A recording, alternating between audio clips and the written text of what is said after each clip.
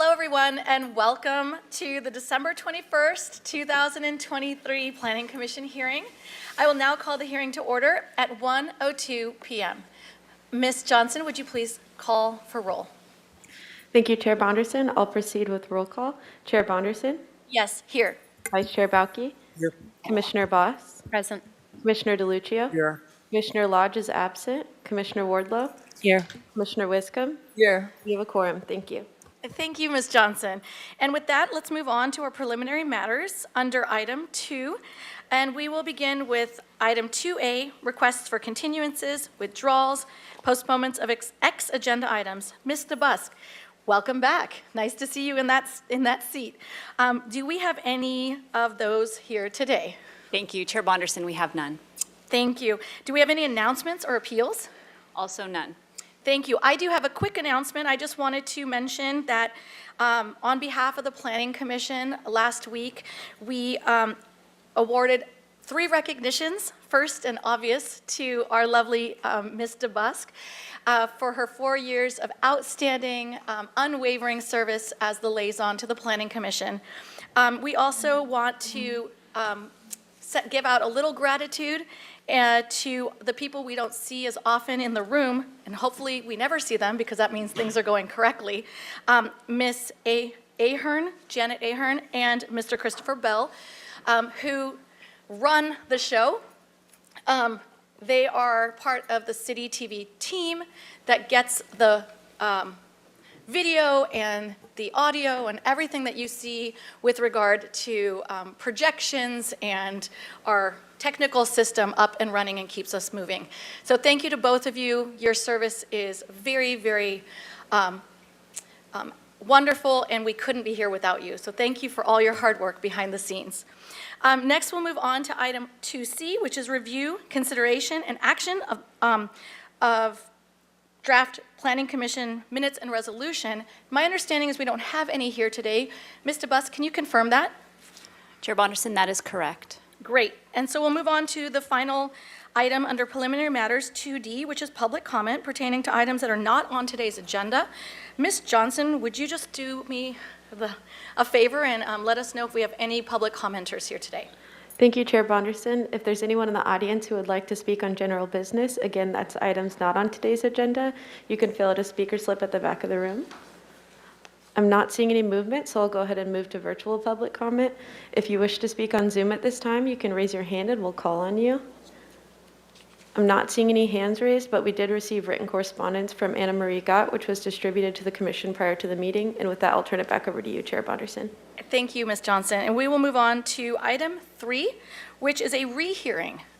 It's for the Highway 101 project that we heard and made a decision on November 2nd of 2023. It was presented at that time by case planner Megan Arciniega, and Ms. Arciniega is here again today to direct us on this item. So, Ms. Arciniega, the floor is yours. Thank you, Chair Bonderson, Commissioners. I'm Megan Arciniega. I'm the project planner, presenting to you again the Highway 101 Segment 4E improvements. You did see this project on November 2nd, and we thoroughly vetted it. You received a thorough staff report, including policy consistency analysis and environmental review analysis. However, at that hearing, the item was agendized as a coastal development permit in the non-appeals jurisdiction, and that was incorrect. The Coastal Commission corrected our assumption on that, and it is a project that is appealable to the Coastal Commission. So we are rehearing that item today. We'll be asking your commission to rescind your prior approved resolution from November 2nd, and then taking your action again, noting that this is an appealable decision. So just to clarify, this is the project for Highway 101 high occupancy vehicle lanes from the beginning of the city's jurisdiction at Olive Mill Road up towards Salina Street, about 1.5 miles of high occupancy vehicle lanes improvements, as well as an overhaul of the interchange between Cabrillo and Hot Springs Road. Just to clarify where the misunderstanding happened, so we have a mapped appeals jurisdiction in the green, and that's the area that's non-appeals to the Coastal Commission, the yellow indicating their appeal jurisdiction, and the red indicating their permit jurisdiction. So you can see that the highway is thoroughly within the non-appeal jurisdiction. However, Public Resources Code 3603 distinguishes that any development which constitutes a major public works project is also appealable to them. So staff is here today to correct the record, and we ask that your commission follow that suit and first rescind the resolution number 1323 adopted on November 2nd and approve the project, making the findings as outlined in section 10 of the staff report dated October 26, 2023, which is what you reviewed on November 2nd, as well as subject to the conditions of approval in Exhibit A of that staff report dated October 26, 2023. That concludes staff's presentation. I'm available for questions. Thank you. Thank you, Ms. Arciniega, for the explanation. Ms. Johnson, do we have any public comment on this item? Thank you, Chair Bonderson. If there's anyone in the audience who would like to speak on this item, you can fill out a speaker slip and turn it into staff. I'm not seeing any movement, so we'll go ahead and move to virtual public comment. If you wish to speak on Zoom at this time, you can raise your hand and we'll call on you. I'm not seeing any hand raised on Zoom, and we also not receive any written correspondence for this item, so I'll turn it back over to you, Chair Bonderson. Thank you. So before I open up the floor to my fellow commissioners for questions, I just want to take a moment to just quickly remind everyone what we have to do. And Ms. Arciniega has prepared a slide for us to follow. The first thing we need to do is rescind the resolution. And I wanted to ask, do we do that first, or do we do it like immediately right now so that we can continue forward with the question period? Or do we ask questions first? Is it part of our motion to rescind, or do we do it in pieces? Chair Bonderson, I think it makes sense to ask all your questions first. If Okay. you want to handle it as a separate motion at the end, that's at your discretion. Excellent. So at this time, I will just go ahead and remind everyone to keep an eye on the staff recommendation portion, and we'll open it up to questions. Does anyone have a question at this time? Just turn on your lights. Well, that's a first. No questions. I love it. So moving right on, are there any deliberations? Does anyone want to make any comments? Okay, so I see Commissioner Wiscombe's light on, and if you would like, you are also welcome to make a motion. That's what I'd like to do. Please do. I think we have, as Ms. Arciniega said, thoroughly vetted this project on November 2nd. So I move that we rescind resolution number 013-23 adopted on November 2nd, 2023 by the Planning Commission, and approve the project, making the findings outlined in section 10 of the staff report dated October 26, 2023, and subject to the conditions of approval in Exhibit A of the staff report dated October 26, 2023. May I second that motion? You certainly may. So we have a motion from Commissioner Wiscombe, a second from Commissioner DeLuccio. I'll now open it up to my fellow commissioners for any type of discussion on the motion. I see none. This may be record-breaking, so let's go ahead and have Ms. Johnson run a roll call vote for us. Thank you, Chair Bonderson. I'll take roll call vote. Commissioner Boss? Yes. Commissioner DeLuccio? Yes. Commissioner Wardlow? Yes. Commissioner Wiscombe? Yes. Vice Chair Balke? Yes. Chair Bonderson? Yes. Motion passes. Wonderful. And since this is in the appeal appeal jurisdiction, I just want to remind everyone that this has a 10 calendar day appeal period, which starts today. And Ms. Arciniega, I just want to challenge you. Can you do your next project that fast? Just kidding. Member Bonderson, I can't. I'm just playing with you. I do want to clarify on that point, because the city is closed, there's a holiday closure for the next week. The appeal period will actually end on our first next open business day, which would be January 2nd. So 10 calendar days plus a couple more to end on an open. On an open day. Very, very good. Thank you for clarifying that for anyone who is listening who may be interested in that. So there we go. With that, we will move on to item 4A, which is a new item.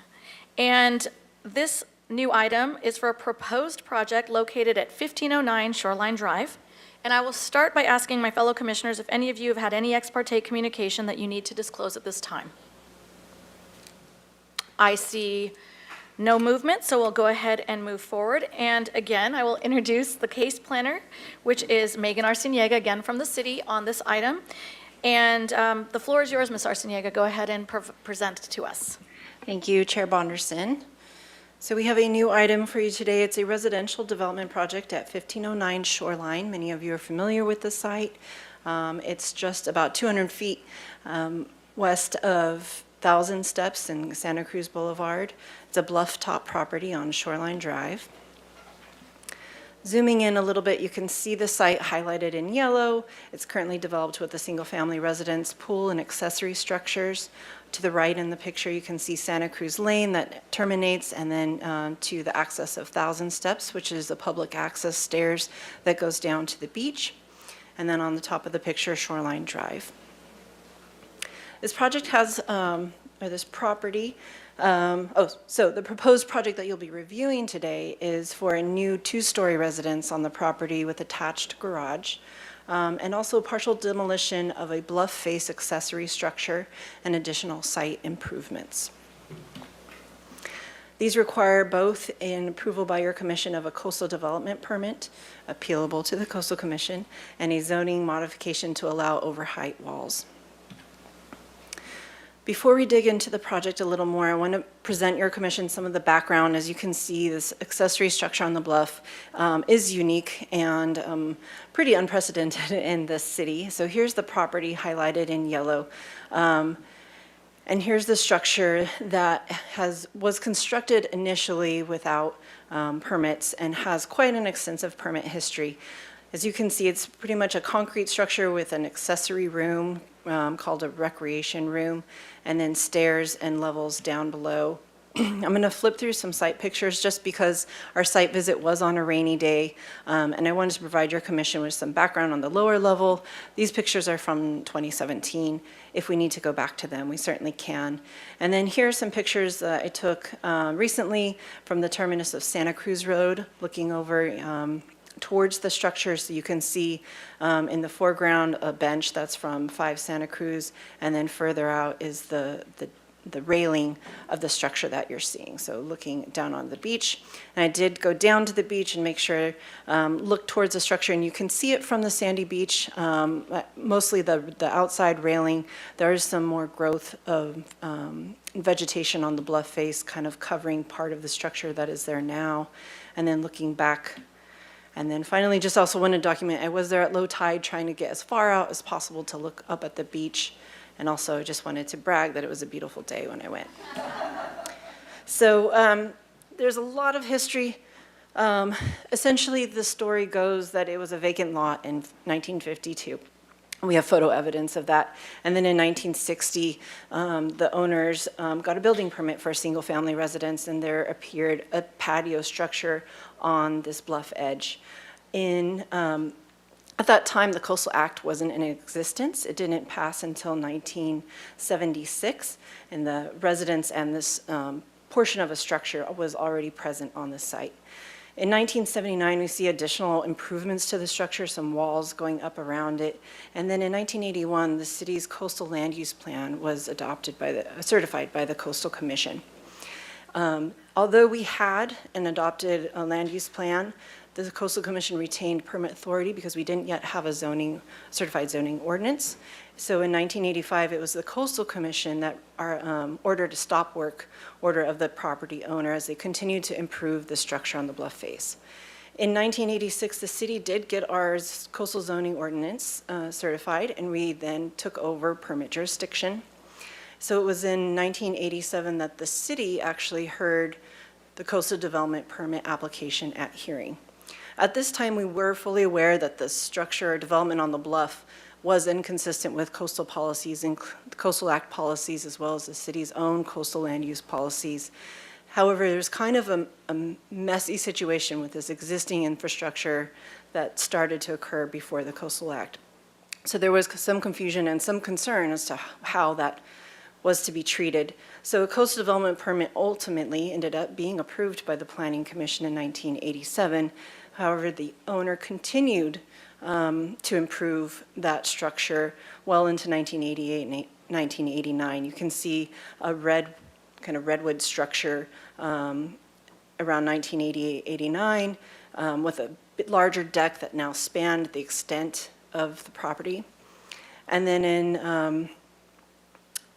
1989, the city asked, there was a series of enforcement actions that ended up at City Council. City Council really worked with the owner, and it came up with a settlement agreement, which then outlined what they needed to do to bring this structure back into conformance with the permit they received in 1987. However, they continued to do improvements since that time. You can see the structure that's more white and gray, wood again, kind of spanning the structure. That ultimately ended up being the revised building permit, and they were allowed that. However, they did not stop there, and there were additional improvements since that 1981 final sign-off of city stamp plans to allow the gray and white structure.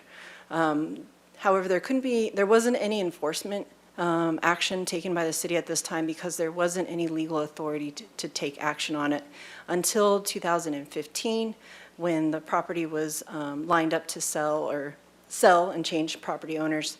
At the time, the city had a zoning inspection report requirement and the intent of that was to disclose to a potential future owner any risks or concerns in zoning that could occur in the property, and this was certainly one.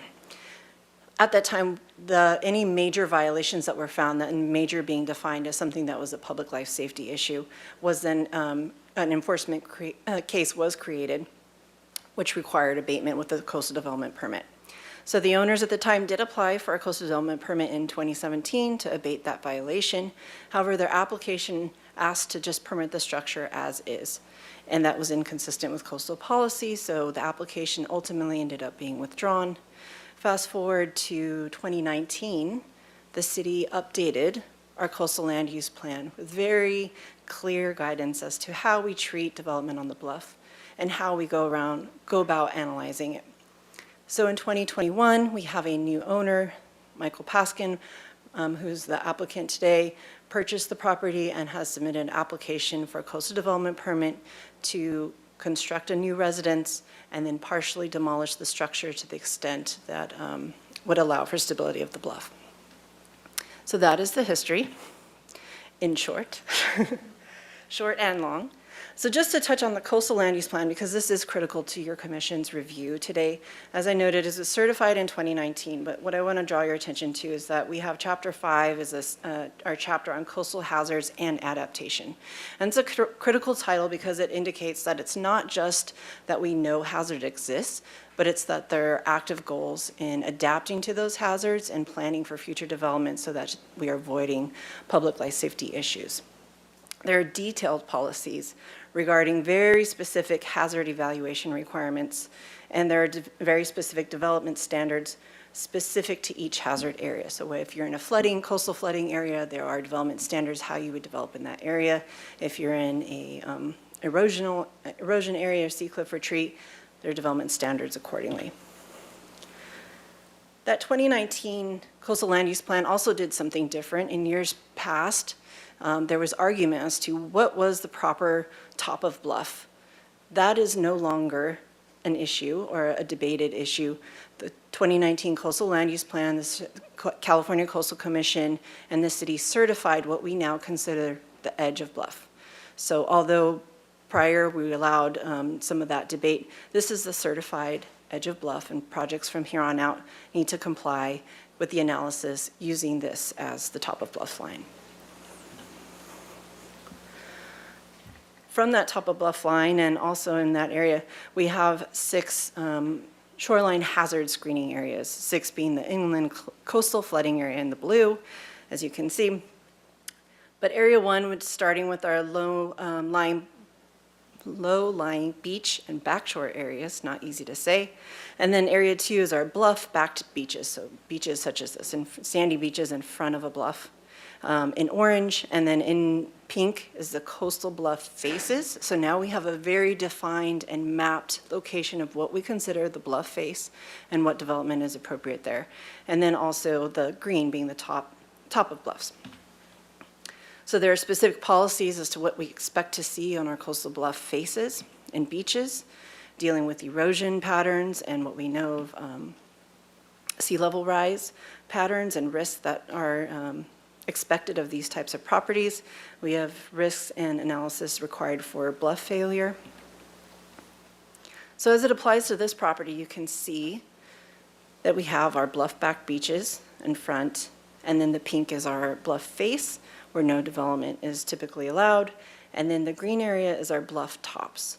And then from there on out, if you're outside of those screening areas, you're considered just the rest of the part of the city. You're not on the bluff itself.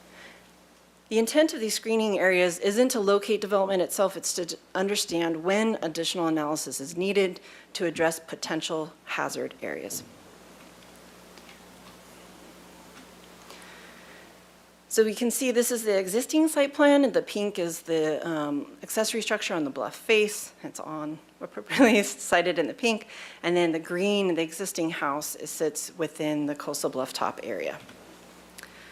The applicant has chosen wisely, we would underscore, to move his new residence back outside of the coastal bluff screening areas altogether, sitting well outside that threshold, and then having just landscaping and other minor improvements in that top bluff area, and then we'll discuss the coastal bluff face treatment in just a second.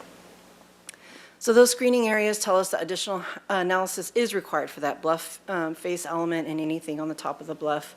The coastal land use plan calls for a very specific shoreline hazards evaluation that was prepared for the project by Earth Systems and then reviewed by a third party consulted for the city NGO consultants. Both are provided for your commission as part of your hearing packets.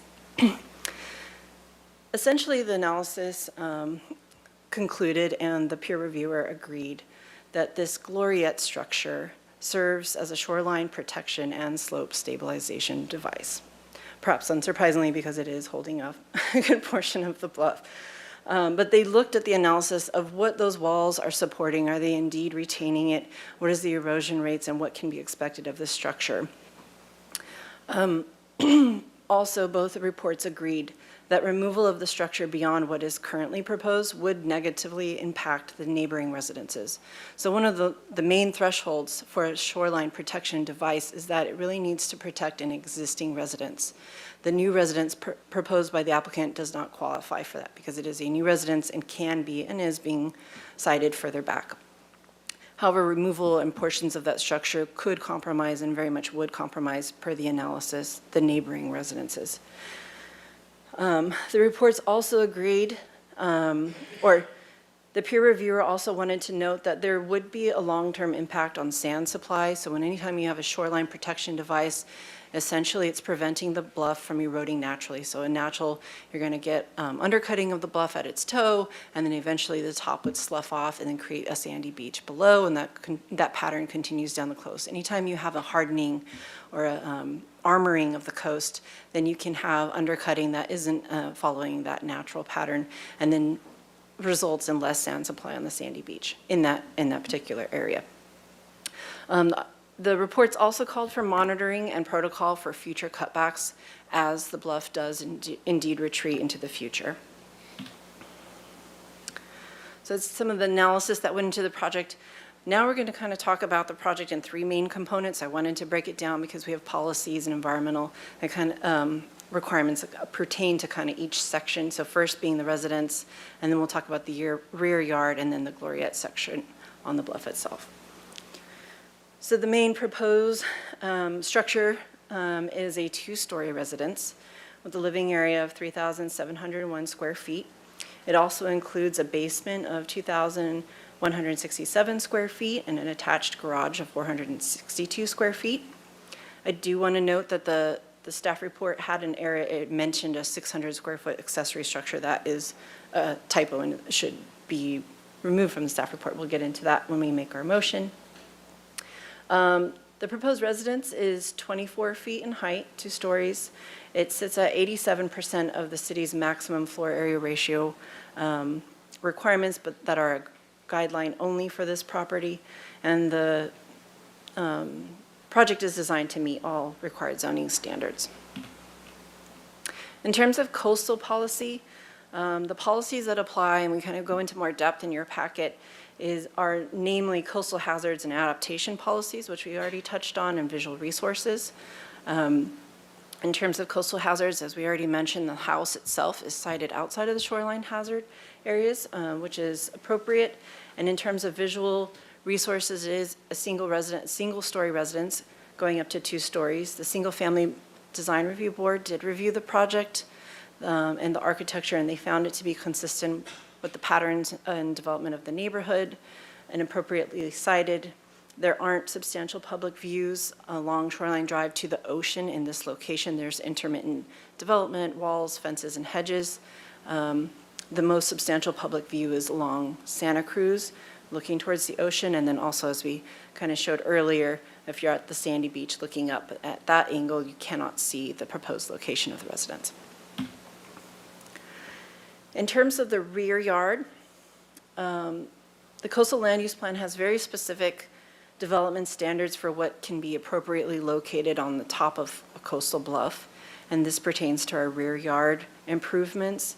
So all improvements in this location must be easily removable, meaning that removing those improvements would require only hand tools, not mechanized equipment. So you could get it out using hand tools. All plantings need to be native and drought tolerant to prevent oversaturation of the bluff. And no in-ground irrigation can be installed in this area, just drip irrigation. The applicant is proposing solar panels or ground-mounted solar panels in the newly sloped area. Those would be also easily removable by hand. With that, staff finds that the improvements in this location do meet the required zoning standards. And in terms of the coastal hazard policies, they meet those the improvements in this location meet those development standards. And in terms of visual resources, so there were some questions about whether or not the solar panels in that sloped area would be visible. From my site visit, looking at the site from both Santa Cruz Lane, Thousand Steps, and on the beach below looking back up, it was not possible to see the location of the proposed solar panels. So they would not, staff's analysis is they would not create a visual impact in that regard. And last but not least, the Gloriette structure. So the Gloriette structure has additional or unpermitted accessory floor area that goes beyond the zoning code requirements. That's being abated by removing the recreation room that's on that structure. The remaining retaining walls do exceed the wall height allowance. So approval today would require approval of a zoning modification to allow those walls to remain at their height, existing height in the corners of the structure to support the neighboring residences. And for that reason, staff believes the modification is supportable. In terms of coastal policy, again, we're back at the coastal hazards and adaptation policies as well as visual resources.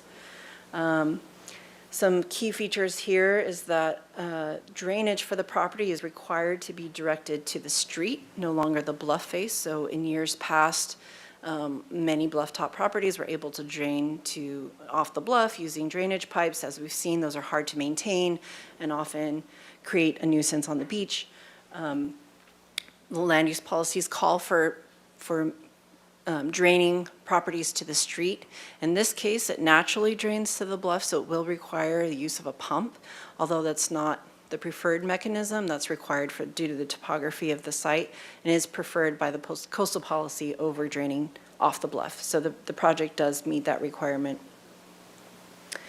In terms of the Gloriette itself, as we kind of talked about, because the geotechnical analysis was able to demonstrate and prove that it does qualify as a shoreline protection device to protect neighboring existing primary residences, it is an allowed use on the bluff face.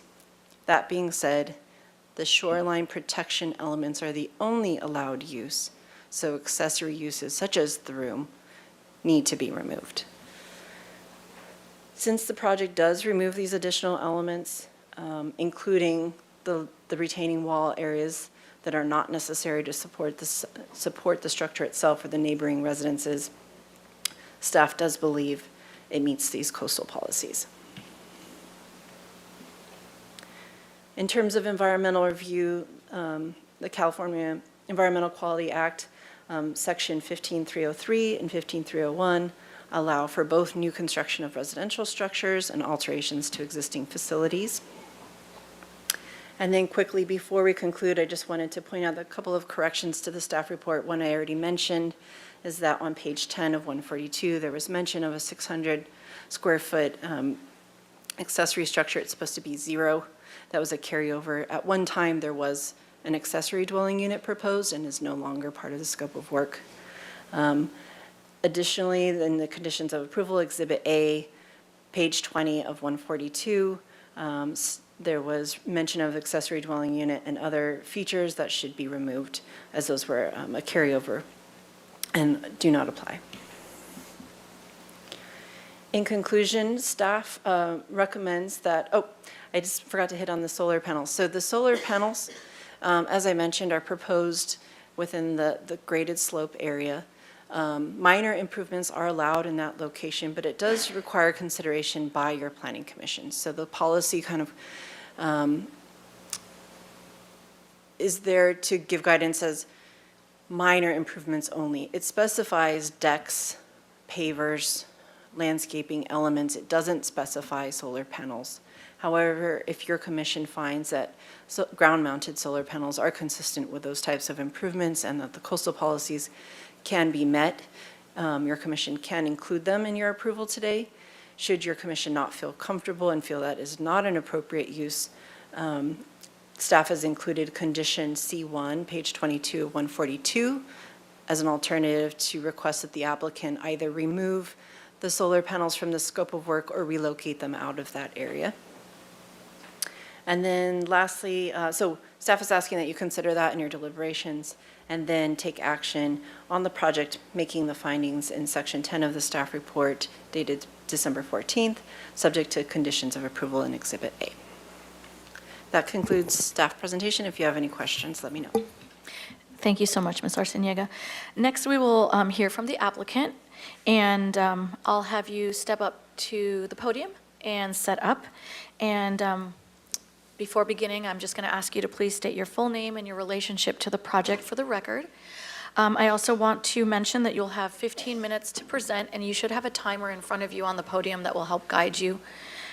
If any part of that 15-minute time remains after your applicant presentation is completed, you do have the discretion to come back up at, if you choose to comment or speak on something that may not be directly asked of you.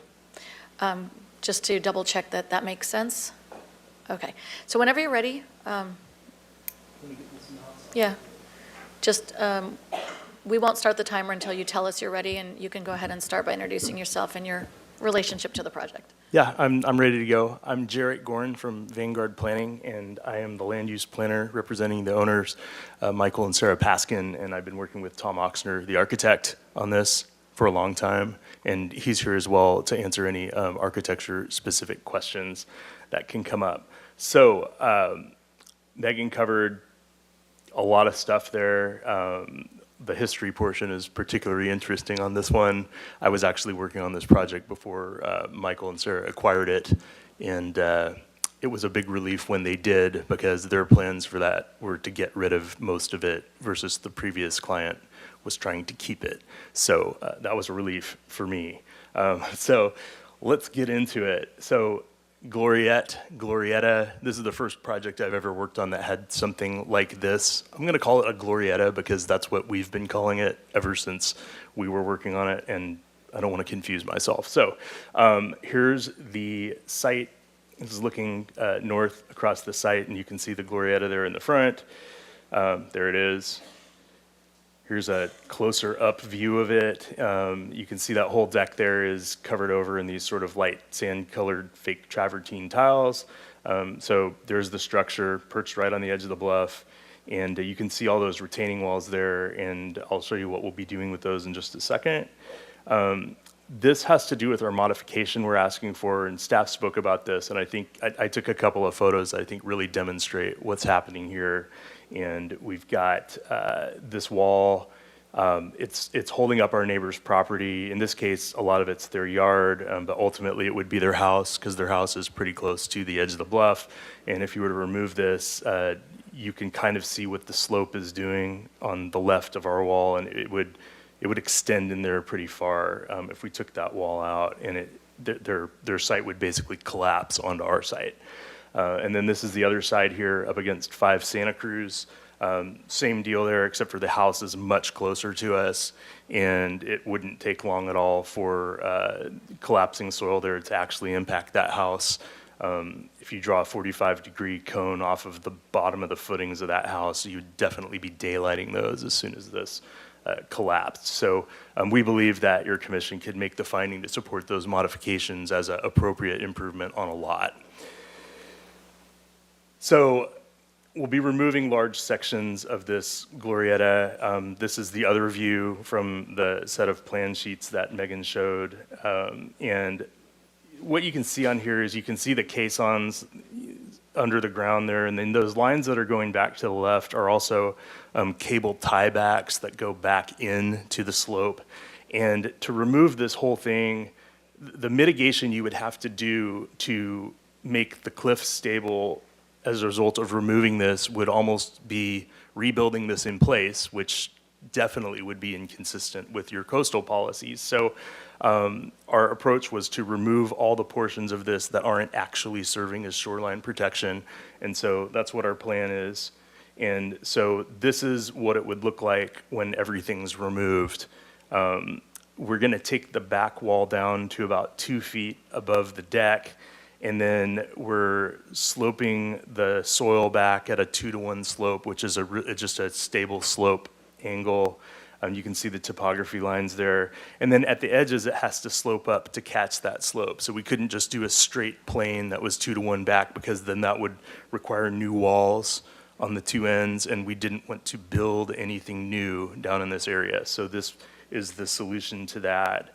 And this is what it would look like after partial demolition. We have to leave the railing on the bottom for health, safety, and welfare. Okay, so in addition to this glorieta, we're also proposing a house. It hasn't been talked a lot as part of the project, but the glorieta has really been the biggest issue we've been dealing with for the last 2+ years, and the house has just, since it complies with everything, sort of hasn't been a big subject of discussion, but just want to go through that. You can see our property here. And one of the things that's unique about this property is one of the largest lots and deepest lots over along Shoreline Drive. There's a couple of large lots further down the street, but what you can see is, like, right next door to us, you're looking at basically 4 houses within the same area as is on our lot, like just to the east and to the west of us. Those lots were probably similar in size to ours, and they got subdivided up and developed into 4 houses each. So ours still has the original 1-house density, and our house is a little bit larger, but it's appropriate for this size of a lot, and we're not trying to put that on one of these little lots like all these other houses go on. It's proportional to the lot. Staff mentioned it's 87% on FAR, and that's a guideline when you get to lots that are this big. So I'll just go through the site plan again real quick. Megan covered it, but that's the accessory structure on the glorieta. That's the footprint of the existing residence.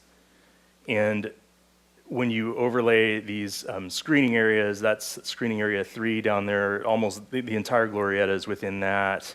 And then about 1/3 of the existing house is also within the screening area 4 boundary. We also have this slope stability setback, and this has to do with some curves that go under the ground that the geotechnical guy figured out, but this puts us beyond where any of those would impact the house. But you can see the existing house, 2/3 of it are actually on the wrong side of the slope stability line. So our proposal demolishes that accessory structure it demolishes the existing residence, and we have a new residence that's now outside of all these screening and hazard areas and closer to the street. However, even though it is closer to the street, it's still at its shortest point, 57 feet setback from the street. And then down here, we get to 70 feet. And those setbacks are sort of unique along the ocean side of Shoreline Drive, where homes are pretty much right up against the street, all up and down that street. And you're looking at a lot of garages in those cases. So we're fortunate to have the ability to have a large front yard here. And that's the landscape plan. You can see the front yard. We're reducing the hardscape quite a bit and replacing concrete with permeable pavers, et cetera. You know, everything's consistent with city landscape guidelines and stormwater guidelines. And here's our elevations. Megan showed you these, so I'm not gonna spend a lot of time on them. What I did want to talk about briefly, because we had a public comment about it, is the story poles. And somebody wrote you a letter, which, I don't know, maybe it's just my perception, but it seemed to insinuate that they were inaccurate and that they could be inaccurate. And how do we know that these are really representing the structure? So I'll tell you how we know that. So this plan, it's the outline of the house. You can see that each one of those red dots is a pole. Each one of the green lines is a slanted section of streamers, and each one of the purple lines is a horizontal section of streamers. And between all of these, we've effectively recreated all of the details and ridges and gables and hips of this entire house. And they're accurate. So yeah, what are these little red squares?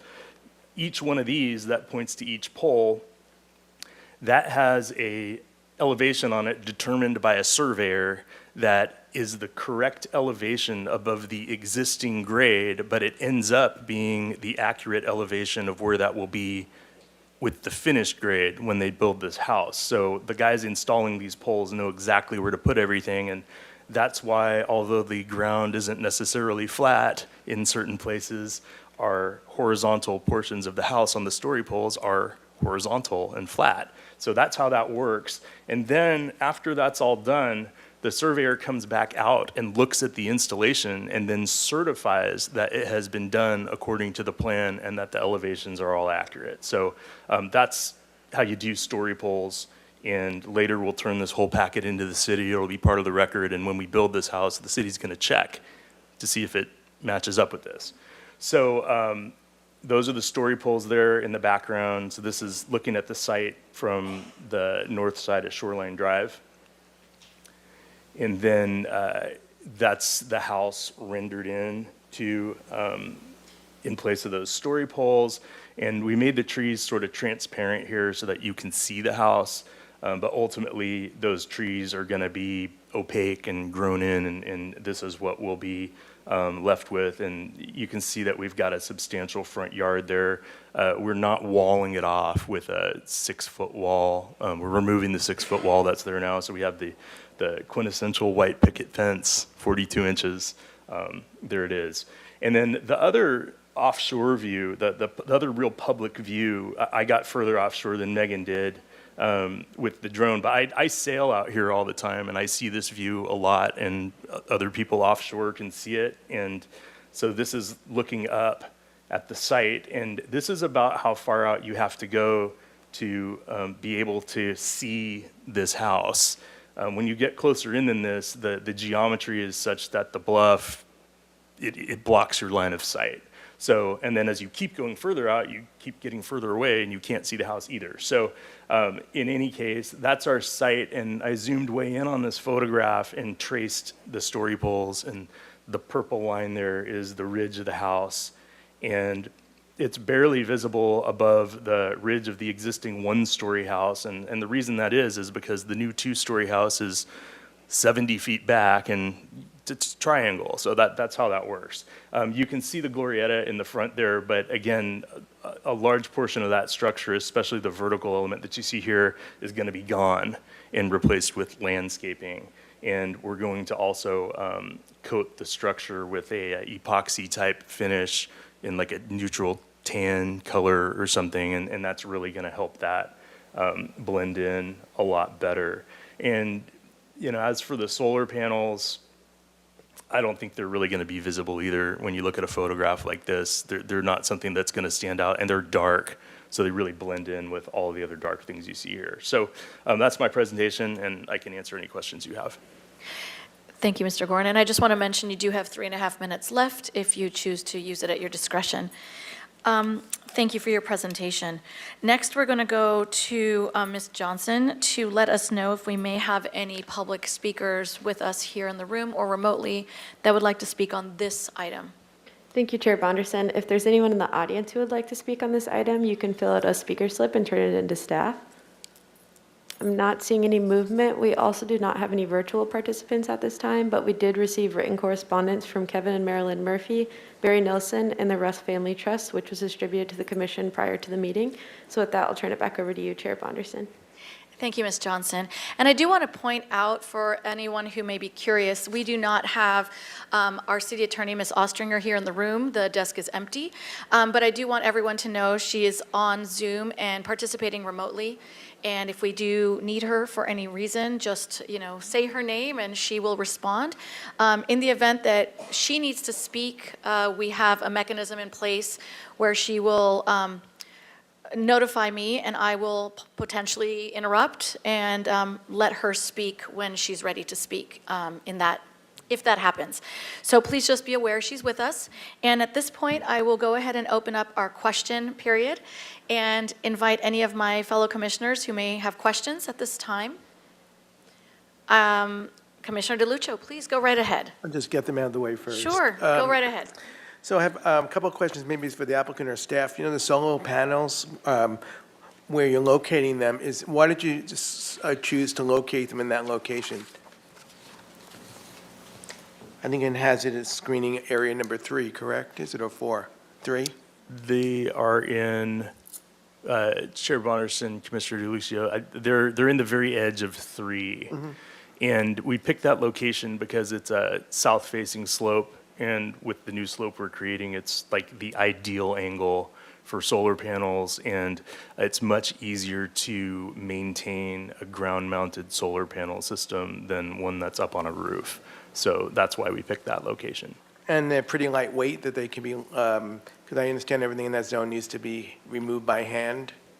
That's correct. So people that install these things, they dig the little post holes with their post hole digger, and they don't weigh a whole lot. And the panels themselves, they make the array out of small panels, which are like 3 feet by 4 feet, and just a couple of guys carry them in and put them on there and bolt them together. Okay, I just have a couple of questions in regards to the geotechnical report. There's some, they came to the conclusion, I believe, that they can support the modification for to keep the walls up. Chair Bonderson, Commissioner DeLuccio, yes, that is correct, that the geotechnical analysis looked at whether or not those walls are necessary to protect the adjacent neighboring structures and found that they do need to remain in place as they're currently proposed. And the remaining structures are going to be demolished, correct? Are they in the Glorietta? The accessory space, floor area, yes, Yeah. would be demolished. Okay, and I noticed that there was a couple of reports that were done. There was one that was, I guess, sent to the city, a geotechnical report by EGO, whatever. So was that, I know these are impartial reports, was that commissioned by the applicant or the city? The NGO report is the city as a third-party consultant that the city hired to peer review the report prepared by the applicant. Okay, and then there's another report by structural engineers, and they actually mirror what this other report says. That is the report prepared by the applicant. And they support, the modification. As far as I know that one of the things we are going to approve today is a resolution, I gather, is Exhibit A.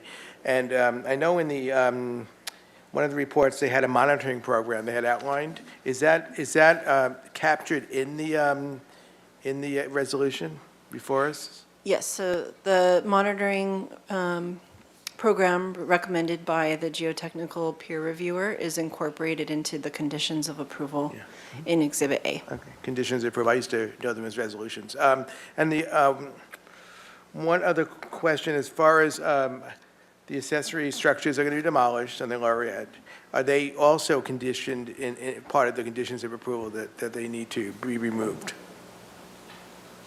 The accessory structures in the Gloriette, are they in the conditions of approval that they need to be Oh. removed? Chair Bonderson to Commissioner DeLucio, yes, in that.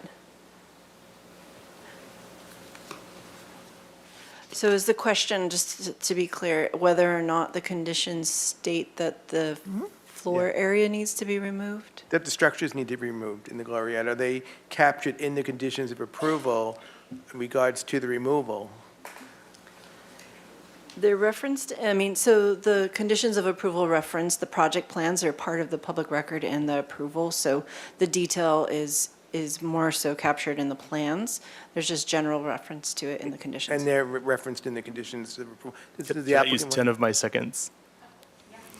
And I mean, you're being questioned Yeah, anyway. It yeah. doesn't count Okay, towards your great. time. Chair Bonderson, Commissioner DeLucio, our project description is what captures the removal. Our proposal is to demolish those, and so the project description itself is part of the conditions, and if we were to not do that, we wouldn't be consistent with our coastal development permit that you're considering. So, because we wouldn't be following through on that project description. But they're also on the plans, aren't they? It's all shown on the plans On to the be plans that you demolished. showed us before. I think you showed us one that, an exhibit that showed that they were removed. That's correct. Yeah, and then there's also the three-dimensional exhibits, and there's like, I think, 4 or 5 plan sheets specific only to the Glorietta that show what's being demolished there. And if I could just jump in, Commissioner DeLucio, when projects like this of any type come in, there has to be consistency between all documents. If it's inconsistent in some way, it sort of defaults itself to not moving forward. So yes, everything should match. You would hope it will be Yeah, consistent, it- but. I They think double it- check and triple I- check those things. Our role up here is to make sure that, that if we're approving our conditions of approval, that all that stuff is in there. Right. So, thank you. Thank you for your questions, Commissioner DeLucio. And next, we have Commissioner Wiscombe here. Please go right ahead. Thank you, Madam Chair. I don't have many questions. Just some, I want to just go back, Mr. Goring, I'm sorry. What did, I know Commissioner DeLucio asked you about why the solar panels aren't on the roof. What's the explanation for that? Chair Bonderson, Commissioner Wiscombe, we prefer ground-mounted installation just because it's easier to maintain the panels than having to go up on the roof and maintain them. You've got to keep the panels clean to get the maximum output out of them, and it's much easier on a ground-mounted installation. We have so much space on the site, and that's the area of the site that happens to be at the perfect angle for it, and it requires less to get it to that angle. Further up the site, you'd need a more substantial substructure to it, and it would still be in that same screening Okay, area. yeah, that's a good explanation. Thank you for that. Okay, and then, Sorry, one moment, Commissioner Wiscombe. I'm going to allow staff to jump in and provide more information on this question. Thank you, Chair Bonderson. I just wanted to add some clarification to Commissioner DeLucio's question about the screening area and the applicant's answer. So it's, the solar panels are proposed to be located in screening area 4, which is the coastal bluff top. And I just wanted to be explicit that the coastal policies require that they be at least at a minimum of 10 feet away from the coastal bluff edge. So they do need to be set back 10 feet from the bluff edge Which they in are that area. proposed to be, is that correct? They are proposed to Yes. be, what's the setback, Mr. Gorin? I don't have the Is actual. it more than 10 feet? It's more than 10 feet. I believe and it's around 20. Excellent. Now I'd like to use a little bit of my time, since we're on the subject of the Sure. solar panels. And So- before you begin, I just want to say, Commissioner DeLucio, I hear you, and if you want to jump in after he's done, I'll allow that. So Yeah, just a moment, please. okay, thank you. Go ahead, Mr. I just Gorin. wanted to speak briefly to the easily removable policy and how that policy identifies certain things like patios and decks.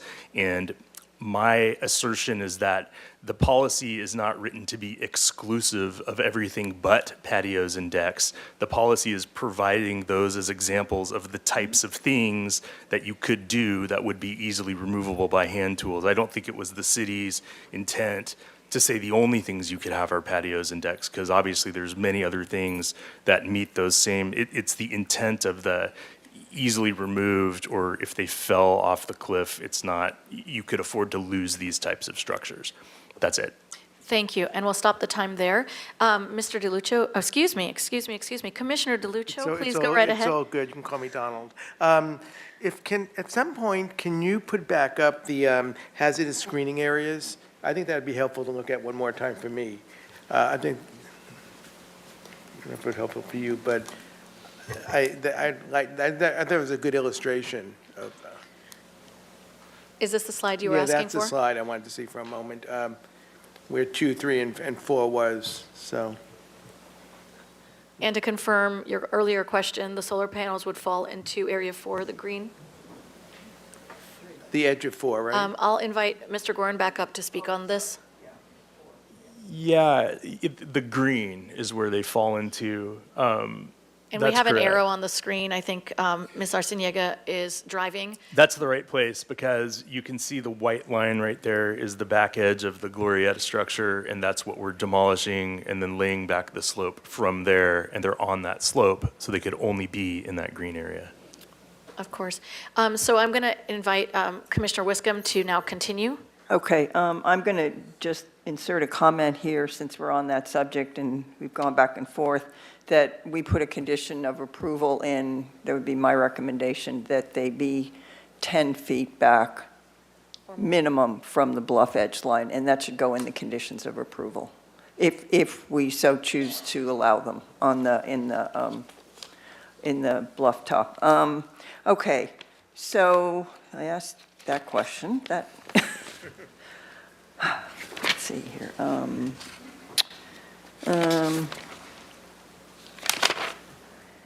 Oh, okay. So on page 24 of 142, this is page 6 of the conditions of approval. In number 2, is this the monitoring requirement that Commissioner DeLuccio referred to? That, is this what this is talking about, where you have the report? Commissioner Wiscom through the chair. Can you repeat the page number that you're looking at? It's page 6 of 12 of the conditions of approval. It's number 2, and it's page 24 of 142 in the packet.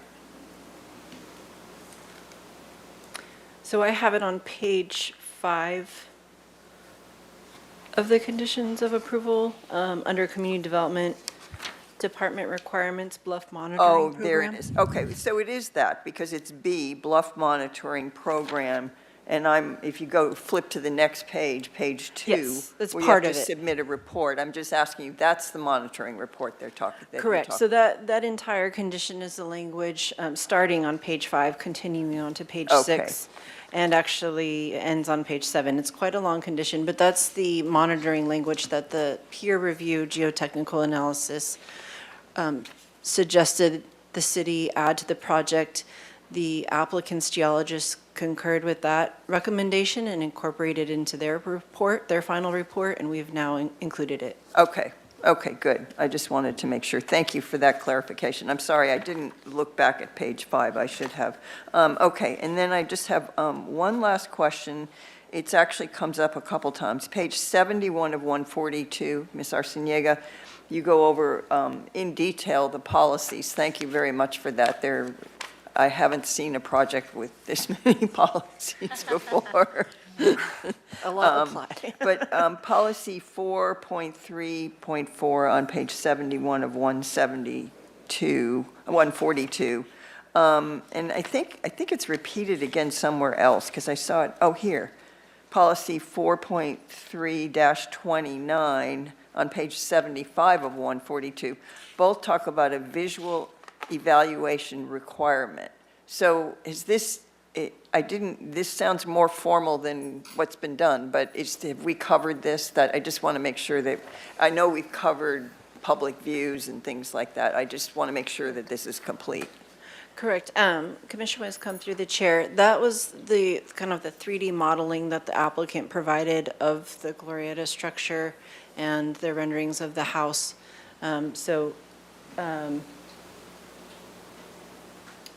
Right, those were the elements, the 3D Glorieta structure are the elements that have the potential to impact public scenic views. Okay, so the design alternatives that would minimize significant impacts to public scenic views or scenic resources. Okay, so, yeah, and you talked about the sighting of, I mean, what you could see from Santa Cruz Boulevard and. Correct.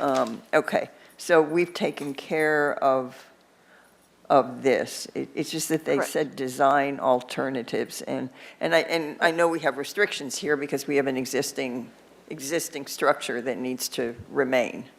Right, the for design safety. alternatives came in the vetting of those plans, of those 3D renderings.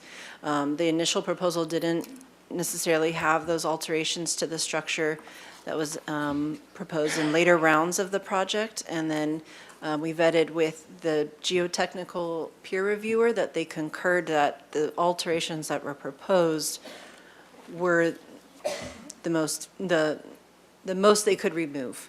So, in other words, that can there be more of the structure removed? And they agreed that the portions that remain really are serving to support the slope around the property. Okay, thank you very much for that. And that's the end of my questions. Thank you, Madam Chair. Yes, of course. Thank you, Commissioner Wiscombe. Next, we have Commissioner Boss, please. Thank you, Madam Chair. Most of my questions were about the solar panels, so those have been asked and answered, so thank you for that. One remaining question for staff. I understood from Exhibit F that the proposed residence lies outside of the slope stability setback line, so that wasn't something that we needed to weigh in on today or review, but it was mentioned in the presentation, so I just want to make sure, is that something that we need to consider or make sure is noted at all? It's in the project plans. Commissioner Boss, through the chair, no, we don't, that is not something that your commission needs to make a finding on. That was something that the geotechnical peer reviewer reviewed and concurred with. Great, thank you. That was my only question. Thank you, Commissioner Boss. Next, we have Vice Chair Bauke. Madam Chair, I've got a question for the owner, Mr. Paskin. Could you please come forward? First off, I'd like to thank you for approaching this project. I mean, it takes some huevos to do this, knowing the history. I've lived in this community for almost 25 years and raised my 2 kids walking distance from this home. So being a good neighbor and coming up with a good project was important to me. Okay, so my question is you, I presume, are aware, but I wanted to confirm this, that regardless of what we do here, it is appealable, and the Coastal Commission may on its own decide to appeal this project, and because this is one of the kinds of hot button issues the Coastal Commission has. Did you understand that you maybe have another hearing or two even after, if we approve it? Possibly. You'll have to forgive me. This is my first go-around in a process like this. I am very much aware that there's an appealable period. That's kind of the extent of my knowledge. And so the fact that it can be appealed and we would have to address the terms of that appeal, I think the people here supporting this project on our team, I think are prepared for that. So does that answer your? Yeah. So I just wanted to make sure you understood, because, Jared's very good at providing his clients information. My guess is they may pull this thing on its own, and you may be seeing yourself at a Coastal Commission meeting somewhere in the state of California over this, just because they just do it for fun. So just want to make sure. Okay. Don't jinx them. I spent my whole professional career dealing with the Coastal Commission. I'll just say this, that, the plans and this presentation, the design, exactly what we're doing with this Glorieta structure has been very deliberate and intentional, and has been guided by Jared and Tom. We've tried to follow every process, and any type of any type of Coastal Commission requirements that have for a project like this on the Bluff. We've tried to present as good of a project as I think we're capable of. And so I understand that there's a process to this, and again, we're 2.5 years into this, so. Okay, Thank you for your Yeah, your sure. comments. Thank you. Yeah, thank you. I do have a question for the architect. Tom? Mr. Oshner, could you come up to the podium, please? We have received public comment about basically the view impacts of folks farther up in the hill. And I was looking at your architectural plans. The slope, you have a 1-in-3 rough slope, basically. And my question is more case, based on the particular architectural style you have here, 1-in-3 is probably the lowest it should go to make aesthetic sense. I mean, the neighbors might want you to go to a 1-in-6 or something, but it wouldn't really fit that type of architecture. Would that be your assessment of? Good afternoon, Chair Bonderson and Commissioner Baki. So if I understand the question, why did we choose 1-in-3 roof pitch? 1-in-12, same. And if we were to increase the roof pitch, yes, it has a drastic change on the architectural character, definitely, but it also increases the roof height. It makes sense, especially along shoreline. We've seen a lot of low-pitch roofs because and hip roofs, because that tends to be more sensitive to the profile of the building. If we want to get more volume in the ceilings, which we've progressed beyond 8-foot ceilings, everybody wants, understandably, a little bit higher ceilings.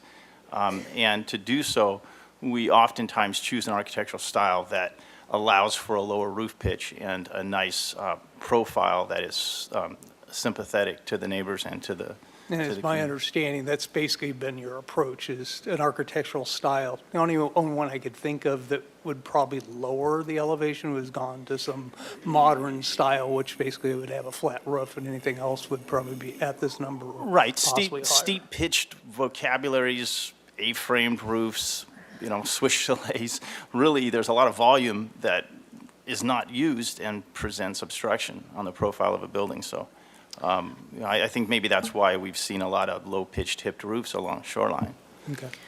And before you continue, I want to take a moment to ask staff, Ms. Arciniega, you and I actually discussed this as one of my questions prior to the hearing with regard to private and public viewing, viewpoints, view pathways. Could you just share for all of us on the record, what is the policy and how does it distinguish between private and public viewing? Sure, Commissioner Bonderson. So the city only has protection or jurisdiction over public views. Our coastal policies protect our public views as our shared visual resource. However, we don't have the authority to protect private views. There are neighbors that have view agreements between each other when you have, hillside conditions, and those are private agreements that are negotiated. The city does not get involved in those. Our charge with the land use policies is to protect public views, and in this location, there isn't qualifying public view of the ocean, a view corridor, if you will, protected view corridor, that's the phrase, and along this portion of Shoreline Drive. There are certain portions of Shoreline Drive that open up as you go towards Lighthouse, as you're looking down Santa Cruz, but this section of Shoreline Drive doesn't have those expansive view corridors because of the existing development. Does that answer your question? That's exactly what I wanted to hear because I didn't think I could say it quite as nicely as you did. And that maybe goes hand in hand with the type of questions we're asking here. Commissioner, Vice Chair Bauke, back to you. Do you have any further questions? No, as to the subject, you've done what you can to keep the roof height as low as possible within the stylistic nature of this Yes, particular project. And that's really what I'm trying to understand. is The that's- overall height of the building is within context to the neighborhood at 25 feet. That is in the area that SFDB is feeling comfortable with. And I think if you look at the surrounding homes, you're right in that range, yes. Okay. Next question I have, you could answer, Tom or Jarrett. I'm trying to understand in the elevations dealing with the Goriad, this lower level that's below, and why there's still going to be a stair and a railing, and why that's still going to be accessible. Yes, Chair If that could be addressed, and is there a graphic that? Fight. Okay, Chair Bonderson, Vice Chair Balke. So that has been excavated out. It was excavated out by Kellerman as part of his ongoing endless building project up there. The bluff face is very sensitive. We don't want to remove something on there and then have to try to compact new fill in there and do things that would then further modify it, because every time you even operate equipment down there, it runs a risk. For example, it came up at some point during the 2.5 years to, did we need to do some sort of soil borings or something next to the retaining walls that we need to keep as part of the project? And the geotechnical consultant said, look, like doing that puts the bluff at risk, even just drilling to test out there. So what we're proposing to do with that lower level is remove the illegal components that are creating area down there. So like that little weird wooden hobbit room or whatever, we're getting rid of that. The staircase that's there, that's just an improvement that's there that allows access down to it, and it's staying there. And the railing is a safety issue. But we're basically removing everything that's a non-structural component down there and leaving the other part in place. And Commissioner Bakke, one other important element to that is that there's an existing shaft that we're using for water, and that shaft is accessed from that underlevel. So that actually becomes usable. The first civil design had a new shaft that was designed to collect water and then pump it back up to the street. But that existing shaft that's adjacent to that under area has direct access to that space. So it's not just residual, it's actually a usable access to support the mechanics of that water conveyance system. Okay, that answers your question, that it's basically for the ability to access that, and therefore you need it for safety reasons, you need the railings and all So that. it kind Okay. of combines the uses, and it just makes sense. Okay, Yeah. it didn't jump off the plans, that's why. Okay, thank you. And that's the last of my questions. Perfect. It's actually a very easy transition to my questions. Thank you, Vice Chair Balke. So I'm going to ask either one of you gentlemen to come back. My question was about the service funnel shaft that Mr. Oshner just talked about. I would just like to know, if you don't mind, exactly what it serves. I know you talked about water, but how does it work? Does water get collected in there, or is it part of a pipe system? I mean, where does it go once it goes through there? So Chair Bonderson, water doesn't actually go through that shaft. That shaft is there now, and we're using it to basically have the pump that pumps the water back up to the street is at the bottom of that existing shaft. So all of the water, the site slopes towards the ocean, Right. and we're trying to get water to go towards the street, but we're not going to regrade the site to make it just go. So what happens is it all comes down, it gets collected in different drains and areas around, and all of those drains then drain all the way down to that point At the bottom in the of the shaft. shaft where the pump is, and then the pump takes it through a force main and pumps it all back up to the street. And we were just really fortunate to have an existing feature present that we could use for this versus having to somehow construct one. And that, I assume, was built as part of the Kellerman's ongoing unpermitted work. Obviously, you've done your share of research and having licensed members of the team analyze that shaft, and has it been just exceptionally well built? Are we just lucking out on this? Chair Bonderson, in a way, we are sort of lucking out on this stuff. It is really well built, and I can't speak to whether that shaft was part of the original quote-unquote approved construction, or if it was one of Kellerman's side projects after he got his approval or what. But our structural engineer has looked at everything out there, and one of the things we were asked to do by staff was to make sure that after we removed portions of this structure, that removing things in and of itself wasn't then going to create some other potential for a structural failure. So that's been really thoroughly vetted. And to kind of tack on to the discussion you just had a moment ago with Vice Chair Bauke, so the stairs accessing that lower area is ultimately for maintenance purposes, to get in there if there's an issue and to be able to access the bottom portion of that shaft. Is that correct? Yeah, Chair Bonderson, that's correct. And in fact, the entire Glorietta structure, the deck's going to remain, but it's not really intended to be like used as a deck or a use area. It's just, it's there because it has to stay there. And it's not, like if you look at our landscape plans, it's not really integrated into those plans as a use area. That being said, once we are done with this process and the project is approved and the permit is issued and the construction is done and there's a final inspection and we never have to go there again, what guarantees that the owner or maybe a future owner that isn't here in the room today doesn't end up having a house party with 100 people on this deck? Is there, maybe this question goes to Ms. Arciniega, is there a condition or something that we write as part of this that covers capacity or usage? Chair Bonderson, I'll take a look at the conditions of approval. I think we could beef up maybe a condition or add some language to a condition to be more explicit about that. As it stands now, the language is explicit in what is allowed, but I think what you're getting at is describing explicitly what is not allowed. So let me take a look. Yeah. And that's ultimately for safety purposes, because we do recognize that it may not be able to handle a certain load. And has that been discussed in any portion of the structural engineers' reports or anything, what load capacity can be handled on the remaining concrete deck?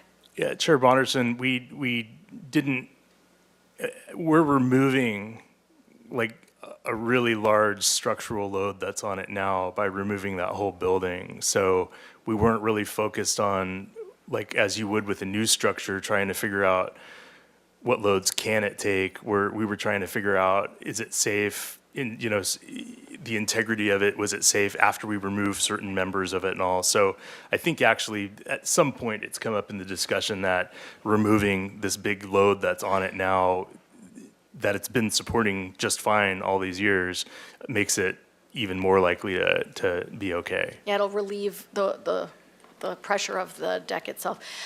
Thank you. I actually have a fun question. And I tried to look it up while we were here, but I don't have internet, so I'm going to ask you. I've never heard the architectural term gloriette or glorietta. What exactly does that define?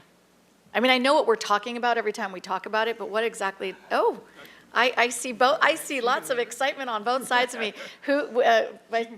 Okay, Commissioner Wiscombe, is there a definition that I missed? I did look it up because I'd never heard of it either. It's a pavilion or a, what was the other, John, do you know what the other one was? A pavilion was the main thing that I got, but there Right. was some. It's basically a landmark feature, a pavilion within a landscape area, like think of Versailles or something like that. That's where the name comes from.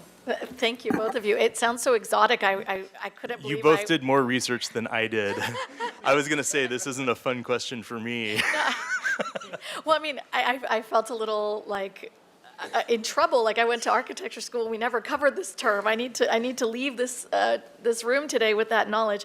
And then my second question is also an education question.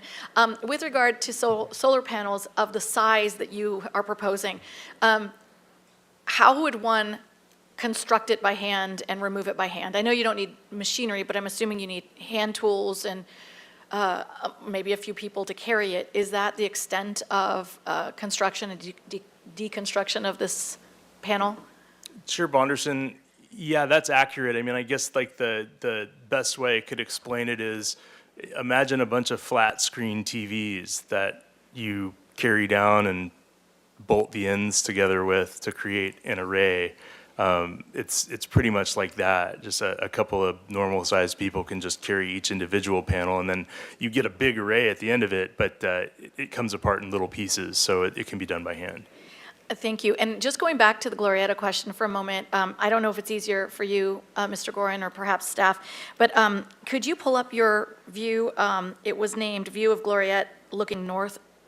I have a question about the eastern corner. And I know you both had that slide, something similar to each other, where it was black, black drawing with red demo. Oh, I know which one. Yeah. And as you're pulling that up, I'm just going to ask, there it is. On the eastern corner, as it relates to 5 Santa Cruz, the neighbor on the right of the slide, we've discussed a lot in this project about where the deck makes contact with the slope and why, not removing it or not doing any extra demolition to it could put the bluff at risk. I'm curious about the overhang at the lower main terrace. If there were to be any removal of any portion of that, does it put in risk the same sort of, let's say, risk for damage? Like, do the vibrations of demoing that any closer to the existing bluff cause any risk to damage? If we could get it closer to the bluff and not have the overhang? Chair Bonderson, yes, anything down there puts it at risk. And like that whole slab that's there is sort of an integral slab, the same way that like a concrete parking garage has integral slabs. And when you start cutting parts out of it, it's all sorts of bad things can happen. Yeah, I assumed it was a risk issue, and I just wanted to dive into that because I understand from Ms. Arciniaga's presentation that that's actually the only portion that can be seen from the end of Santa Cruz as far as a public view is concerned, but it's not necessarily making massive impact to the views. Is that correct, Ms. Arciniaga? Chair Bonderson, that's correct. It was, to the extent that it was seen in the photos, you can see mainly the railing is the main element that you see. Very good. And my very final question has to do with the tree, the existing tree on the sidewalk. You've demonstrated it, whether you knew it or not. I was looking at it on every slide. You've demonstrated in many images that the tree is not being affected. It's there in all of your renderings. With the placement of the new driveway, off the top of your head, or if any of you might know kind of an estimate, doesn't have to be exact, do you know how far away the new curb cut would be from the I guess it's called the basket or the hole in the ground at the sidewalk where the existing tree is? It's a well, thank you. Landscape architect terminology to my left here. I don't know off the top of my head the distance between the driveway and the tree well. All I know is that the tree's staying in place and we design things to work around it. Thank you. I assume so. And I'm just going to put a comment here. It can just live as a comment that follows the project along. We've seen projects on Shoreline in the past that propose new driveway curb cuts, new locations for access. And we've always sort of discussed the fact that if the existing street trees that have to do with the sidewalk and the city's landscaping gets damaged, that it would be in the owner's responsibility to mitigate that and replace that. Question to city staff, does that belong in the conditions? Can we add it? Chair Bonderson, we could add it. Yeah, just for safekeeping. My assumption is that it won't be affected, but it's important for us to make sure, since the curb cut is going to be closer to the existing tree than where it is now. Can I have one of you just make sure that that's part of it? Chair Bonderson, I think we do have some standard language we've used to have the city arborist inspect it beforehand and then be part of the process. Okay, Thank you. good. All right, well, that concludes my questions, and we're going to now open with deliberations. And I just want to double check, I have not heard from our Commissioner, Commissioner Wardlow. Do you have any questions before I close the question period? No, thank you Here. to my fellow commissioners for all their questions. Thank you, I just never want to miss anyone. I So have a question really quick. for us, Well, before we get further on, Go ahead. and it may seem insane to be hearing this from an applicant, but I really want to verify the appeal period. and that it isn't calendar days versus business days, because I've heard different things for coastal projects, and I just want to make sure that we get that announced correctly so we don't have some appellant claiming that that's their basis, is they got the wrong appeal period. Yeah, just for the record, so the project is appealable to the Coastal Commission for first to the City Council. 10 calendar days. It does need to land on an open business day, so for this item, should the Planning Commission approve it today, it would be appealable until January 2nd. Okay, so it's calendar days and not actual business days. It's calendar days, but Calendar. it must end on an open business day. On an open Through the business chair, day. just to address the potential confusion, that is the city's appeal period. Once- Okay, got So it. after that, the Coastal Commission would have their own appeal, if it's appealed to the city. The Coastal Commission has its own appeal period, and theirs is working days. So Oh. that's the difference, that's why there's confusion. So a citizen of Santa Barbara appealing this to the city council of Santa Barbara, it is the regular old 10-day. 10 calendar Correct. 10 days, calendar landing days. on the Monday Landing on that an open day. the offices reopen. It would, in this case, it would be the Tuesday, January 2nd. And I said Monday, that's true, because it's the new year. So your answer is the end date is Tuesday, January 2nd, period. That's the answer to appealable Great, period. and now I know nobody can legitimately complain about that. Thank you. Yeah, I mean, it's important to have it on the record, especially with such a unique time of the year, so thank you for your question. Okay, well, I'm going to formally open this up to my commissioners for any deliberating comments. I'm going to ask for you to hold your motion. We'll just do it nice and methodically and get through this.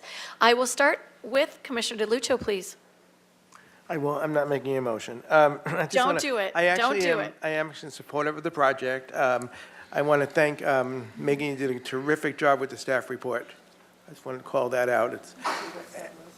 It's not Rosie. And It's what that thing- happened to all of our formality? This is Miss Arciniega. Well, let me learn to pronounce last names. It's not. It's part of your homework over the Where's your holidays. name- Where's your nameplate? That's what I need, nameplates. Look at your staff report. Okay. Look at your agenda, sir. Anyway, thank you so much for the staff report. And also, I want to thank the applicants, for what you're doing to this property and preserving the bluff. And I really appreciate that, to go to all that effort. And the design, and actually, the design of the building, we didn't even talk about that. That's the single family review board, but I know they're really pleased with the design of the building. And I know there were some privacy issues with the neighbors to the south. And I know that's being worked out. And I'm really satisfied with the conditions of approval, that everything I questioned is incorporated into the approvals, and having to do geotechnical stuff. And when a motion is made, I am supportive of all the additional conditions. There are 3 of them, I think, that we will be incorporating perhaps into the overall approval of conditions of approval. So just thank you. Thank you, Commissioner DeLuccio. Next, we have Commissioner Boss, please. Thank you, Madam Chair. I just want to layer on the thanks to the owners and really all the parties that have been involved to make this a safer dwelling space. Just thank you for correcting things. Beautiful. Next, we have Commissioner Wiscombe, please. Thank you, Madam Chair. Yeah, and I echo my fellow commissioners on their comments. This is a really well-vetted project, a well-designed project, a project that considers the safety of the neighbors, the preservation of the bluff, what's left of it there, and just is a lot of intense geotechnical work was done to ensure that. And for the comments that we got from the neighbors who feel that that their views are going to be impeded by the project, I just like to say that this is the height of this project, according to our staff report, is 24 feet. It could be up to 30.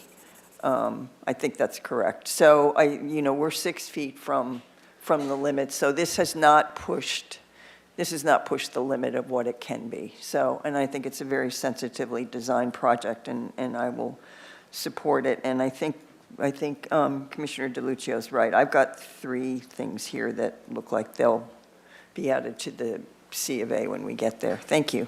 Perfect. Thank you for that comment, Commissioner Wiscombe. Commissioner Wardlow's next. Thank you, Chair, and thank you to the applicant and the owner of this property. I really appreciate how you've approached this.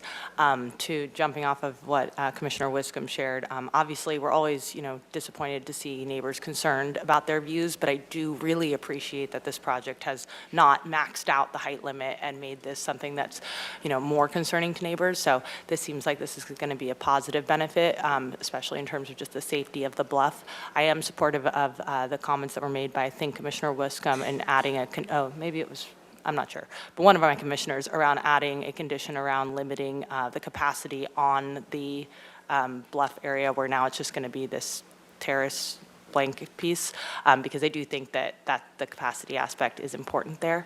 But overall, I'm really supportive of this project and appreciate the work that you all have done. Next, we have Vice Chair Bauke, please.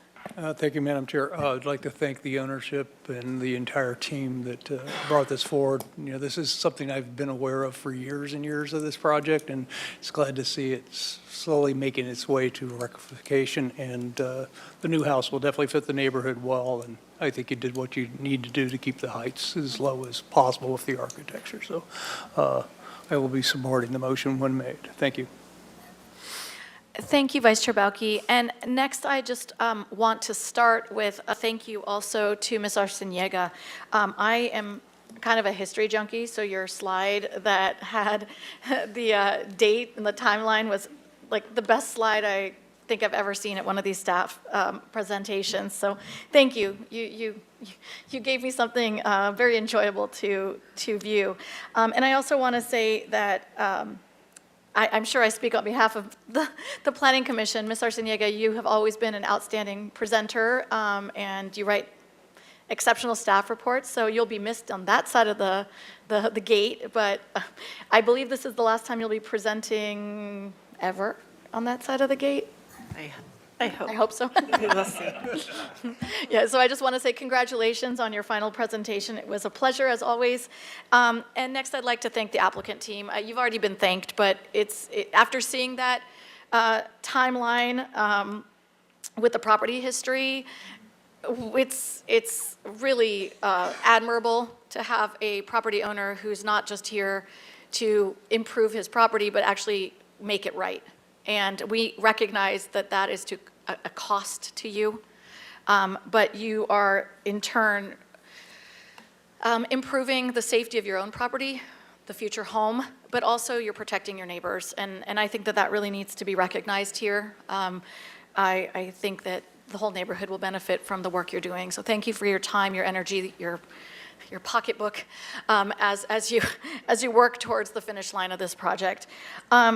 So I just want to mention that I am also supportive of this project. I think the house and the development outside of the footprint of the house, which is obviously in the shoreline hazard area and top of the coastal bluff, it's an improvement to what it is now. It fits the patterns of the neighborhood. It's the house, the design of the residence is compatible. It meets all the visual resources. Of course, the building does not disturb the private views, the public views, and therefore that does not need to be discussed. It's followed all of the expectations of a project that comes before us. And the effort to preserve the bluff and protect the neighbors is noteworthy. So I just want to mention that I was pleased to hear as part of the applicant's presentation that some thought and effort is going to be added to the color, potentially materials or color of the final glorietta that's going to be left behind to make it match a little bit better into the hillside, into the bluff. I recognized it in your photo taken from out on the water that it's really bright. And it might be a summer day, it might be the way it's reflecting, but if we can reduce that reflection, make it more a darker color that blends better, it's just going to be just that much more welcomed. So good luck with that. I know that that's part of the decision-making process that will be done as part of the next steps. So just as a reminder to my my fellow commissioners, to whoever makes the motion, I just want to remind everyone that we've introduced 3 topics that we'd like to add. Is it 4? You're going to help me in a moment. The four additional conditions of approval that we'd like to ask staff to address. So I will wait a moment while I get their attention. What's number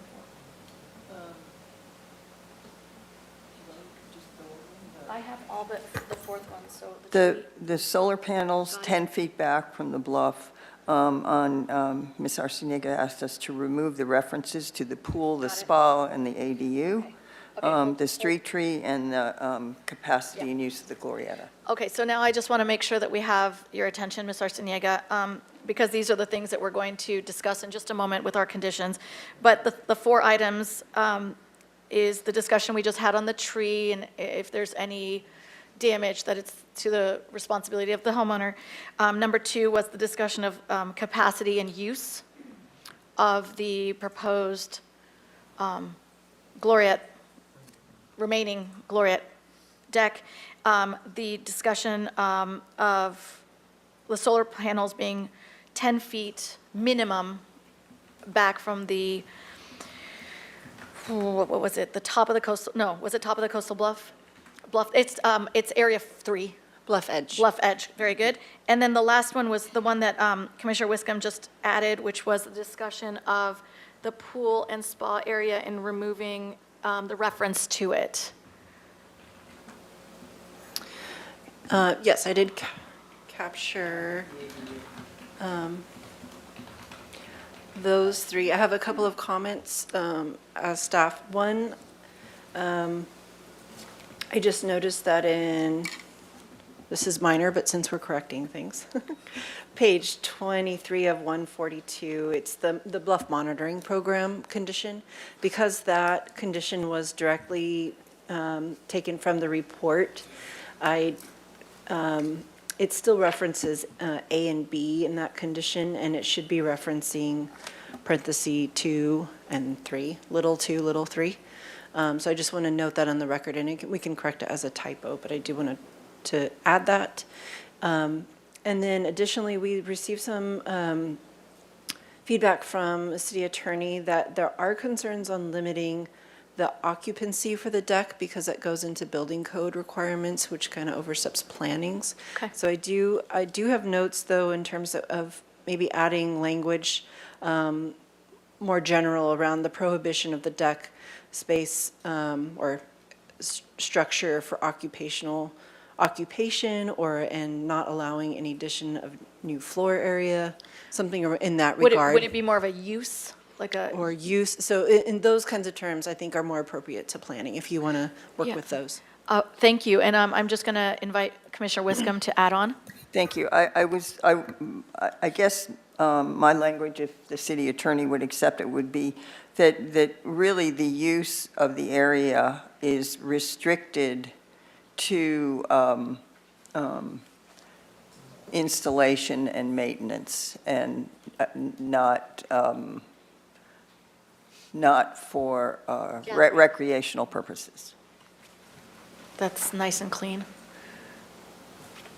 Thank you for sharing. I think that satisfies not hearing anything yet from the city attorney. Yeah, I know, we're like sitting here in silence wondering, but if that's acceptable, I think that we're ready to move forward with the motion. Is that all you need from us, Ms. Arciniega? Does that summarize everything that you need to add or change to your work? It does on, the only, Why don't I just- oh no, And- that was it. Thank you. And I have news from our city attorney saying that was fine. We can move forward with Commissioner Wiscom's language. That was very helpful. Thank you. So if you're satisfied, Ms. Arciniega, I'm going to open the floor up for a motion. Is that okay? Okay. Oh, very good. Commissioner Wiscom, please. Okay, so could we put the slide up with, actually, I've got the findings here somewhere.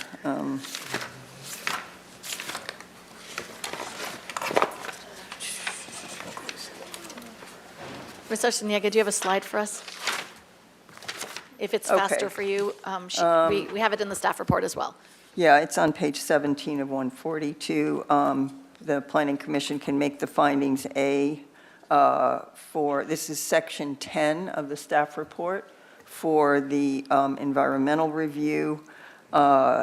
B, that's A. B is the modification in the wall heights. C is the coastal development permit. And then the added conditions are that we remove the, hold on here, where am I here? On page 22 of 22, this is page 4 of 12 of the conditions of approval, that we remove the, under C, design review, solar panels, remove or relocate solar panels out of the shoreline hazard area screening 3. We remove that from the reference, and that we add somewhere in there that the solar panels can be in area 3, minimum of 10 feet back from the bluff. Area 4. Area 4, sorry, area 4. I get those two And confused, yeah. Before you're done, I'm going to ask one more thing. Don't close your motion yet. Okay, and then we want to remove on page 2, I'm going backwards here, we want to remove the reference, this is under number 6, future threats to development. We want to remove the reference to accessory dwelling unit, pool, and spa, right? Yes, and if I can remove this from the screen? Yes. So I can, We can always come back to it. Go ahead, what do you need to, oh, because you need to type. yes. Do you need that slide any further until, No, okay. no, you're removing that first one, and you're putting in the minimum of 10 feet back, right, from area 4? Correct. Okay, Editing the condition to remove reference of the removal and changing it instead to allow for the solar panels as long as they're located Right. 10 feet from the bluff right, edge. minimum of 10 Minimum. feet back, okay. And then we remove the reference to the ADU pool and spa, right? Okay, and then under this, I don't know where you want to put the street tree, but the condition should be something that when the curb cut goes in, that the city arborist examines the tree and makes sure that its integrity is intact, and if it's not, that it gets replaced at the owner's expense in a location that's satisfactory to the city arborist. And then 4 is the use of the Glorietta, and I can't remember what I said, but. Oh, it's okay. But it was okay with Ms. Ostringer, so. And you can always look at it on replay if you need to grab that language. I Yeah. thought it was really well presented. And before you close your motion, I just wanted to ask staff, do we want to include a recommendation to the design board here about the color and making sure that it Yeah. matches all viewable areas from, let's say, the bluff side, the ocean side, it blends, if they can paint all of it, or I think they asked us for a recommendation, yeah. didn't they? We put it into Yeah. this motion? I just didn't want to close the motion before we added it. Yeah, Chair Bonderson and Commissioner Wiscombe, yes, if the commission has direction in regards to the visual policies, the coastal policies, then that direction can be passed on to the Would you- design review board. I don't know if I want, They had earth tones is what they had, right, I think, Yeah. I think I'd like it to be, I'd like to close the motion, but before we close that motion, I'd like to close the motion and then say, and the Planning Commission recommends to the Single Family Design Board. Is I think that that's acceptable? cleaner to do it that way. But you had a couple other typos or small things that Ms. Arciniega to pick up that I didn't really write down. So we make sure that we get those in there too. Something about small something, 1 and 2 or. Condition ABC. D2, to change the reference from B and C to little 2 and little 3. In terms of the direction to the design review board, I might suggest that you add a statement that you're, and if this is correct, that you the remaining Glorietta structure be treated as such that it recedes into the landscape or something like that. That's fine. Because I think That's that good. might be the goal. Yeah, that's our, not direction, but our recommendation to the single-family design board. I think that can go in there, too. It can either be a recommendation or a condition of approval. No, I think it's their design. I think, Chair Bonderson and Commissioner Wiscom, your conditions of approval can include recommendations to the Design Review Board to consider something. I think that would be the best because we provide those all to them, and so it will all be in one place. all of the okay, that's conditions. fine. Then that's how we'll do it. Put it in the conditions of approval, wherever you As a think it belongs, as a recommendation.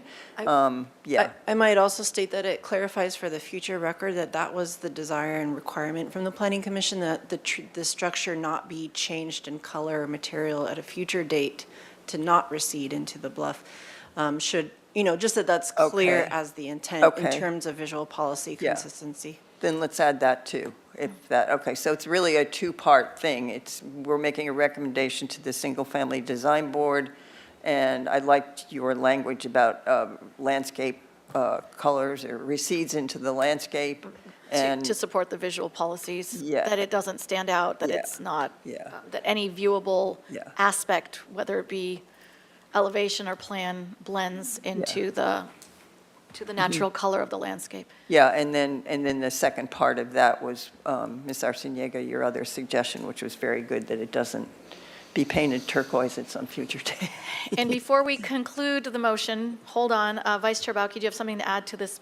No. Okay, so hold on. And before we conclude it, I just want to mention to anyone listening that we're going through all these details so that we don't have to deny the motion and then make a new motion. So we're adding everything in as we go. Commissioner Wiscom, are you satisfied and ready Yeah. to close your motion? I'll close the motion, yes, thank you. Very good.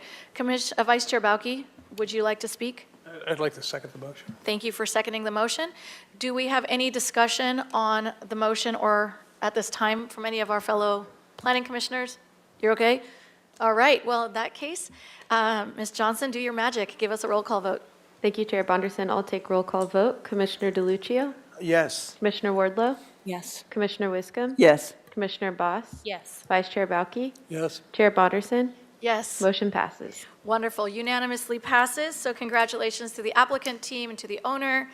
And I just want to make a very clear statement that there's a 10 calendar day appeal period for this item, and it has to land on a day with the offices are open, and therefore it will expire on Tuesday, January 2nd, 2024.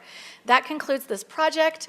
Thank you all for being here for this project, and I'm going to give us a 10-minute recess, that's until 3 o'clock, to allow the next presenter to set up and for us to stretch our legs. Thank you.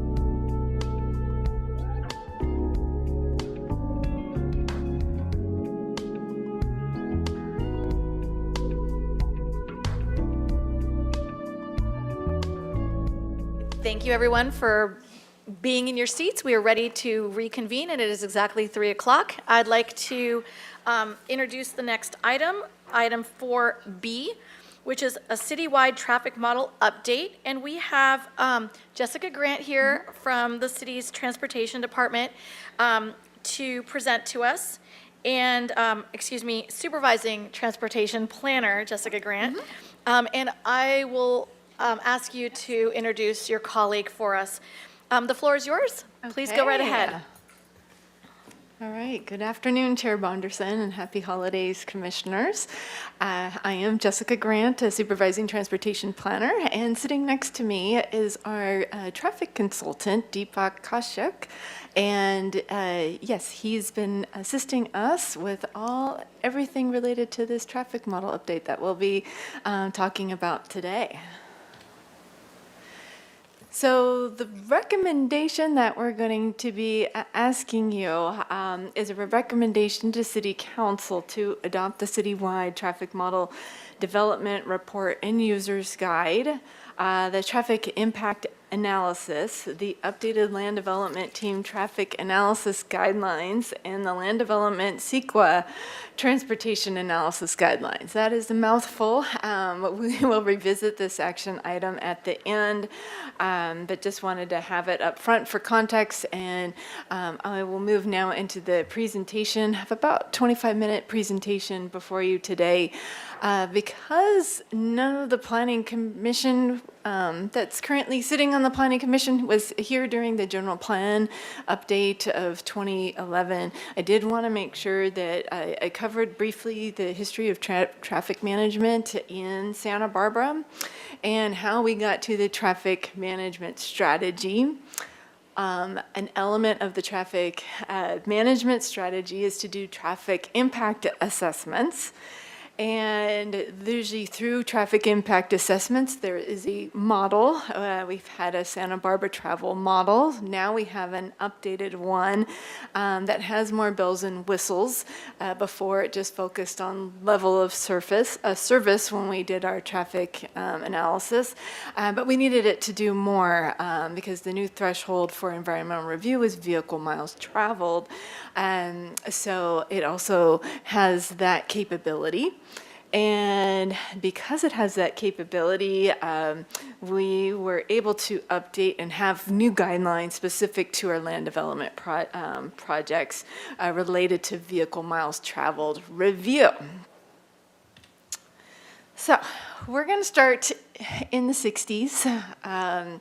This is just an image of State Street. I love this image. Off in the distance, you'll see the Granada Theater.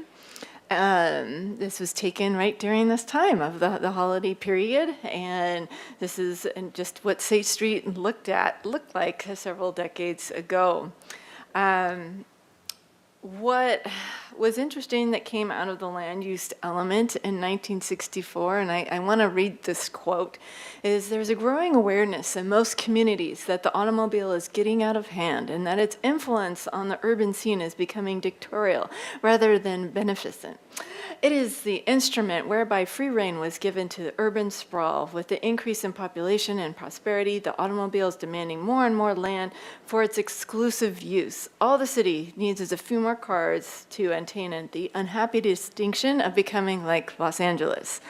So, just with that in mind, there has been a lot during our various general plan efforts. Has been a focus to not sprawl like Los Angeles. During the 1980s to 2000s, there were some capacity improvements. I'm not going to name all of the projects, but just graphically, you can see on the screen here is just where you see green circles is where we had some intersection improvements at that time. And of course, there was some free-related improvements to Highway 101 that increased a lane in that particular section. So when fast forward then to the early 2000s, and then of course with our general plan update, these were all the major plan objectives that came out of the general plan planning effort. I know that you're very familiar with all of these, with all the projects and programs that you review, but one of them was to continue to reduce traffic congestion in the city. So there's two different ways you can reduce traffic congestion. There's sort of the LA, Orange County, San Diego County, also known as like the urban sprawl areas. And when you think of those areas, you think of very wide freeways, very wide principal arterial roads, that type of thing. So that's one way to increase or reduce traffic congestion is just to widen roads, widen intersections, etc. But there's another way to do it, and it's for our Santa Barbara approach is really using transportation demand management, and it's to reduce length of trips and locate housing near jobs, and to have a roadway system that accommodates all road users. So it's somebody that leaves out their front door could easily choose to walk, to bike, and not have to necessarily rely on the automobile for all of their trips. And from the 2000 general plan, there was the growth management program. And again, it was to prioritize residential development, and most of you are all familiar with our average unit density program, really with a focus of development in our downtown, again, bringing people closer to their jobs. And then there was a limitation on non-residential square footage growth, again, in the general plan that was defined as 1.3 million square feet. And then there was the traffic management strategy of, again, how we would assess traffic congestion. So again, from a land use and transportation go hand in hand. So where is the best way to grow and reduce traffic congestion? Because you're locating people closer to jobs and services. That's defined broadly as our downtown area. This is, again, more the growth management area. There's lots of neighborhoods within these growth management areas, but broadly speaking, the area in green is where we could see and really be able to accommodate the forecasted growth. So getting back to here, so what do we look like and how do we analyze congestion? And that's done by level of service, also known, the acronym for that is LOS. And it's a qualitative measure based on vehicle volume or delay at intersections or roadway segments. Just as a child gets a grade on their assignment, we grade intersections. And so, again, if you got a grade A, it's very free flow intersections. So that's great from a traffic congestion standpoint versus if a child gets an F on an assignment, it's very bad. In the transportation world, that means, yes, you have complete congestion. So how it's defined in our city as to what's considered traffic congestion, when we analyze our intersections, it's a volume to capacity of 0.77, which is the higher end of level of service C. So that's basically the stable flow. So there's a grading criteria within each of these. So that's what it's been adopted for our city when the general plan went into effect. And during that time, these were the impacted intersections that were identified. So the general plan was adopted in 2011, but it was actually when we did the traffic assessment, because it took several years in a general plan update process. The baseline year at the time was 2008. And again, the forecasted growth for our general plan was 2030. So the red dot either symbolizes that it's already an existing impacted intersection, so getting failing grades or future to get that failing grade. So just to recap, there was 27 intersections. There was specifically for City Council in terms of level of service was the CEQA threshold at the time, environmental threshold. And in the CEQA language, it was a cumulative impact. So that one was overridden by City Council at the time, just a general acknowledgement that all development would contribute to traffic congestion. And then there would really be a few possible physical improvements for those congested intersections. And so given that we wouldn't have multi-million-dollar traffic capacity changes, we had to really be smart with respect to the traffic management strategy. And it was basically to utilize existing transportation capacity efficiently and to reserve constrained transportation capacity for high-priority land uses. So high-priority land use would be housing. But what happens if a project did result in an impact level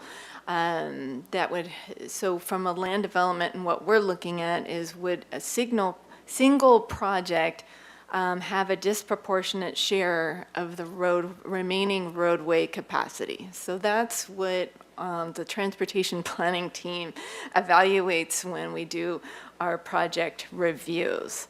And what does that mean, a disproportionate share? That was defined in our traffic management strategy as traffic generation would constitute 1% or more of the intersection capacity at one or more of the existing or forecasted affected intersections during the morning or afternoon peak period. So from level of service, what we care about is, again, the peak period times. A morning peak is 7 to 9 a.m. An afternoon peak is the 4 to 6 p.m. And, oops. So I'm just going to give you a couple hypotheticals. Just say that these yellow squares here represent development projects. So we would quantify what the net change in square footage would be. Again, the focus is on non-residential, but we still evaluate projects as a whole if they do have a residential component to it. But we would want to know, would a given project have an impact to one of these impacted intersections? And like I said, for the cumulative for any projects, that was overridden by City Council. We don't have to revisit that again. And then if we think, when we're doing our initial analysis as staff, that there would be a potential impact to the intersection, then we would initiate a traffic model run. And that's something that's always been consultant supported.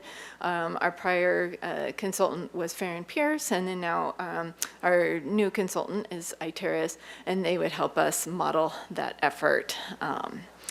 Just to put it in context, since 2011, we've had about 3 traffic model runs. So most development projects are screened out, no impact.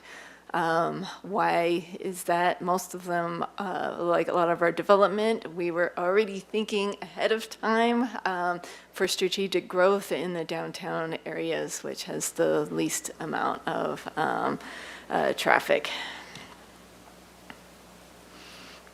So what does it look like when we have traffic assessments over time? How do we get the money to do all of this?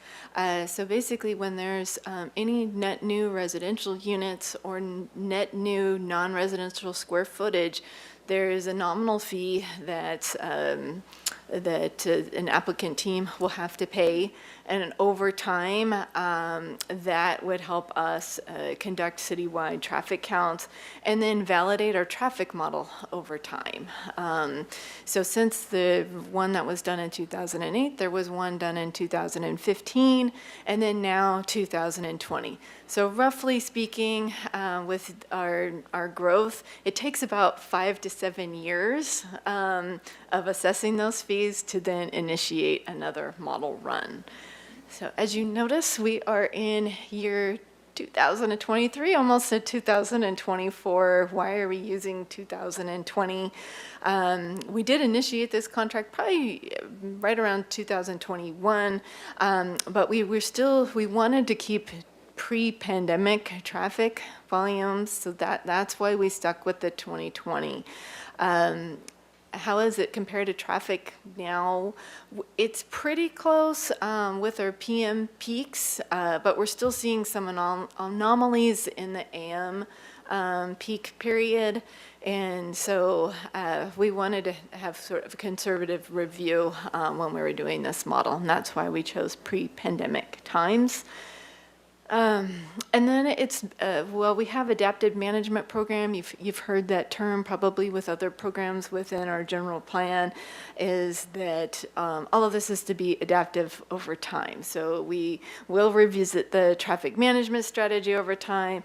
And then why we're here today is because we had a model validation and we have a change of some of the intersections. And so that's why that's one of your items, is that we're reflecting the new list of intersections that are either affected right now or forecasted to be affected in the 2030 year. And And then, of course, yeah, we address, again, traffic congestion affected intersections, as I've discussed before.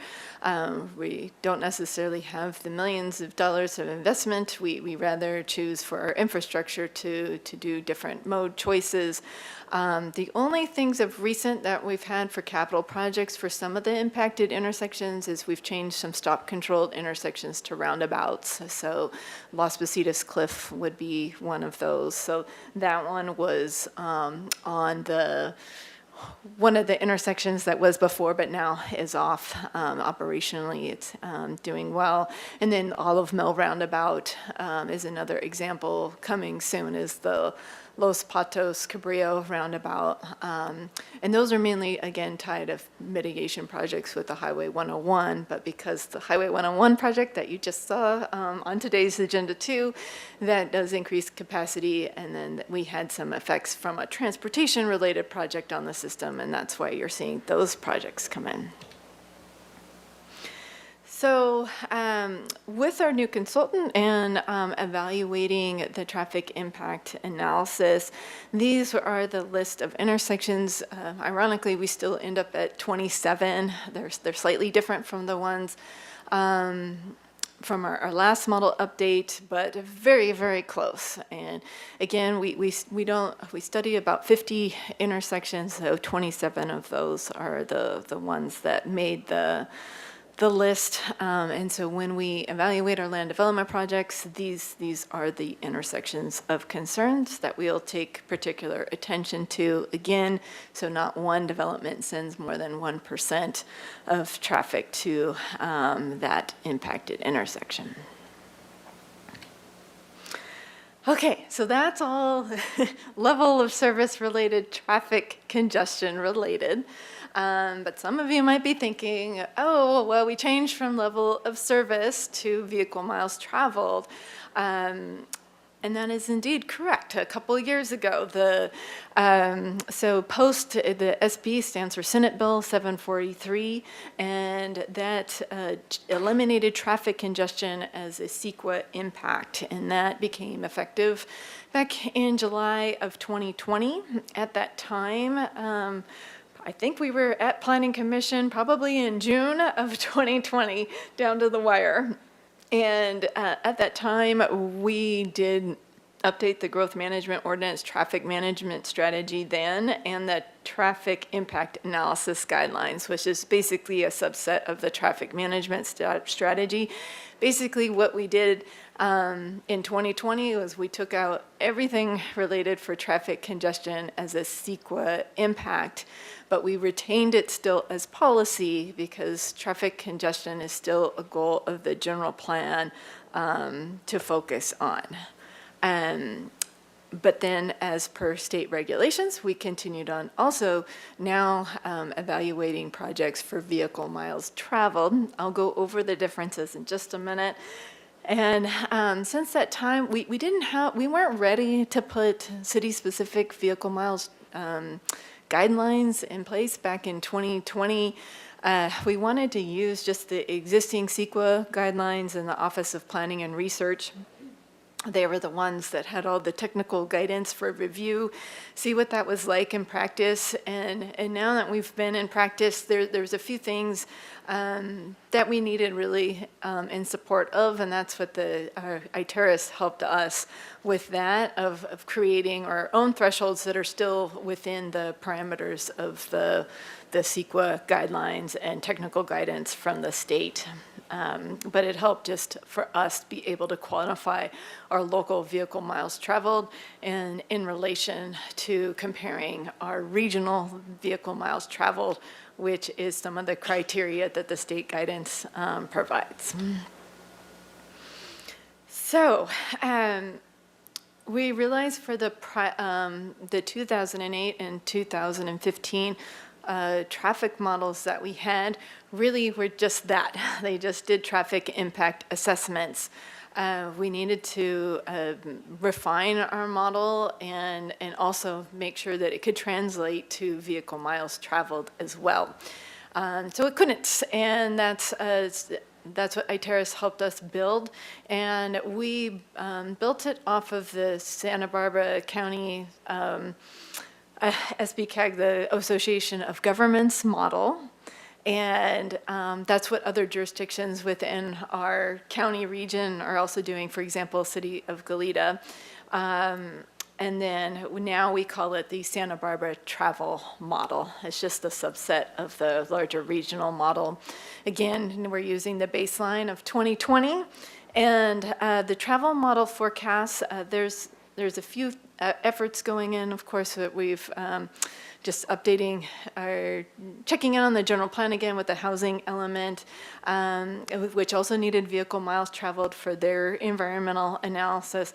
And then we're also with the 2035 Climate Action Plan that should be coming soon, I think, to probably Planning Commission and City Council for that in the new year. But anyway, both of those efforts also relied on this model for their own efforts.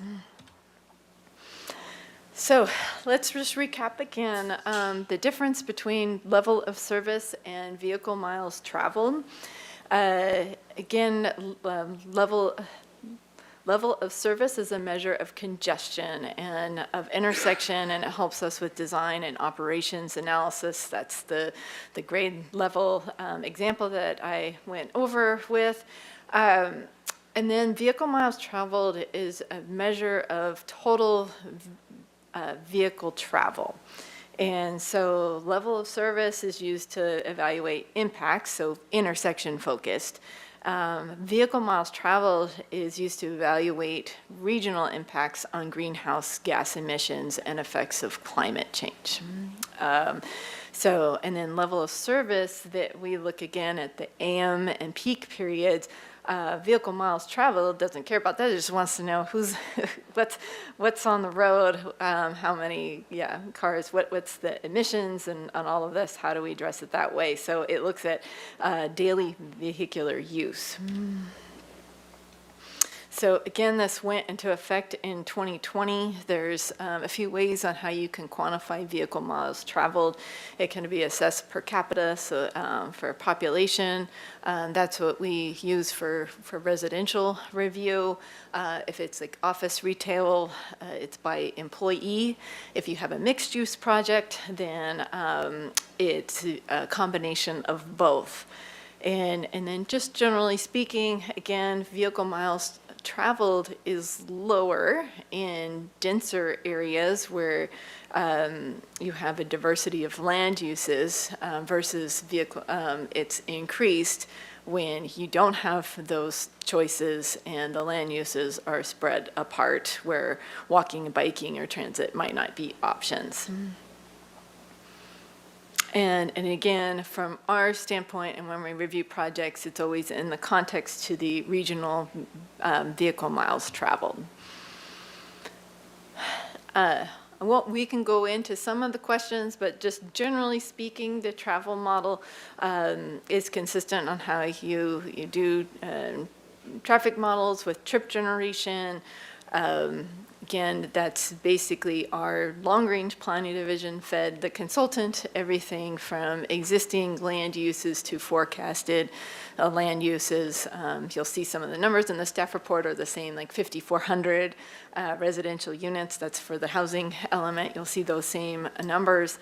And then we're also quantifying the number of what we anticipate for non-residential growth. What's a little bit different from the land uses or from the prior model, then it's changed into socioeconomic data. And then, so there's just more variables involved. And then there's everything, the city's divided into, it's called TAS zones, or traffic analysis zones, and that are like in like areas.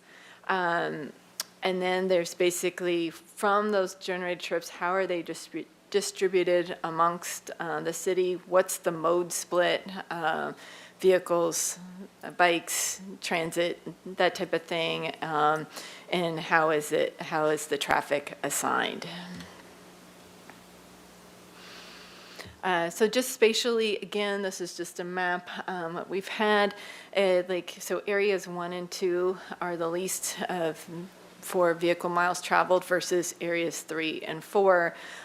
Those are more of our car-dependent areas within the city, which means more roadway capacity being used and thus more emissions. Another thing that we look at for our review for vehicle miles traveled is which growth area is a project in, because again, the downtown will have the least amount of vehicle miles traveled compared to like the Riviera, Mesa, Coast Village Road, from both from a per capita standpoint and then per employee standpoint. So what's this all mean from a day-to-day level? What's my team looking at? And this is where we needed the help from the consultant, is how do we screen if a project would result in an impact to vehicle, for vehicle miles traveled or not. And so this is basically now our guiding documents, and it's a nice little flow chart for us. And the first question is it a small project, meaning that it has less than 250 net average daily trips? And if it does, then you don't go to the next step. The project's just exempt. What would be considered a small project? I'll just pick out randomly, say multifamily housing. It's basically, for a small project, it's 37 units or less. That would automatically be screened out, 51 for affordable units, and that type of thing. So that's also in our guidelines as a resource. Another way that a project would be screened out, and again, not an impact to vehicle miles traveled, if it's within a half mile of a transit stop, or there's another metric if you're within a quarter mile of a high-quality transit corridor, if I named that correctly. Existing high-quality transit corridor, yes. So the graphics to your right just graphically show this. This would be a high-quality transit corridor. And that is basically everywhere for a transit that has 15-minute headways. Regionally, we have done pre-pandemic headways. We have not changed that since the pandemic. So graphically, this is what it looks like. So if you're in the city of Carpinteria or city of Goleta, we're all looking at these same maps. It's mapped for our county-wide of what that looks like per each of the jurisdictions. So you can see a good chunk of the city would be already screened out just from that metric alone. The other metric is within a half a mile of a major transit stop. That's the intersection of two 15-minute headways. So that the only qualifying area is the MTD Transit Center and also light rail, so Amtrak gets pulled into there. So again, these are pretty significant areas and where a lot of, you're already seeing the development projects in. So if you even make it past, most of the projects we work on don't have an impact after this. But if you end up having net average daily trips below 1,000, that would be like our medium project range. Again, we'd review for that, and there's calculations on how we would quantify that. But say a project cannot be screened out. So what do you do then? So also in the guidelines, and that's your Exhibit D, as in dog, there are VMT reduction measures that land development projects could incorporate, such as like a rideshare carpool program for their development. If it's a non-residential, maybe there's an employee van pool. Having on-site amenities such as showers, on-site food service, gyms. You'll see a lot of these, I think, for our larger projects that you've probably already seen these as conditions of approval in the past, even before vehicle miles traveled was a thing. And then, or also providing bike parking, something that exceeds the zoning requirements. These are just some examples of that we have in there that could reduce a project to a less than significant level. And then finally, there's other criteria besides vehicle miles traveled when we look at a CEQA review. The big part of our team review in the land development world is, will a project conflict with a program plan, ordinance, policy addressing the circulation system? So that's looking at for projects consistent with our bicycle master plan, pedestrian master plan. You see the wording a lot with our city's Vision Zero to, again, looking at the connection and interface between the private land development and our mainline transportation system. Would there be any safety issues related to that? Or if there was any substantial increase in hazards due to geometric design features or result in inadequate emergency service or access. So those are the other items that are also on our radar that we take a look at when reviewing projects. So that is I'm getting back again to recommendations for City Council today. So the updated citywide traffic model development report, that's basically just explaining what our traffic model is. It's a very hard read. I've already heard from a couple of you how hard of a read that is. It's not, it's for a consultant, it gives them all the information that they need to do an assessment. So for Iteris, they'll be working alongside us, but say if Iteris was not available, another transportation consultant could easily pick up from there and know what to do. So that's why we have it all documented in the cajillion pages that are part of your staff report attachments. Item B is the traffic impact analysis. Again, that's just looking at which intersections triggered the bad grade of more volume capacity more than 0.77. And so that's where you saw the red dots showing the new intersections. We reflect that in our updated, or the traffic analysis guidelines. That's where our team uses when we're doing our land development assessments. So the new intersections are highlighted there. That's the attachment C. And finally, the D, which was what we were just going over, was the sort of the checklists and guidelines when we're looking at vehicle miles traveled analysis. So that concludes the presentation. Again, Deepak Kaushik will be here to answer all the technical, super technical questions. I've tried my best to keep it as high level on what we do as a transportation planning team. Thank you, Ms. Grant. That was definitely a lot, but I sincerely appreciate the summary of that document. Thank you for your presentation.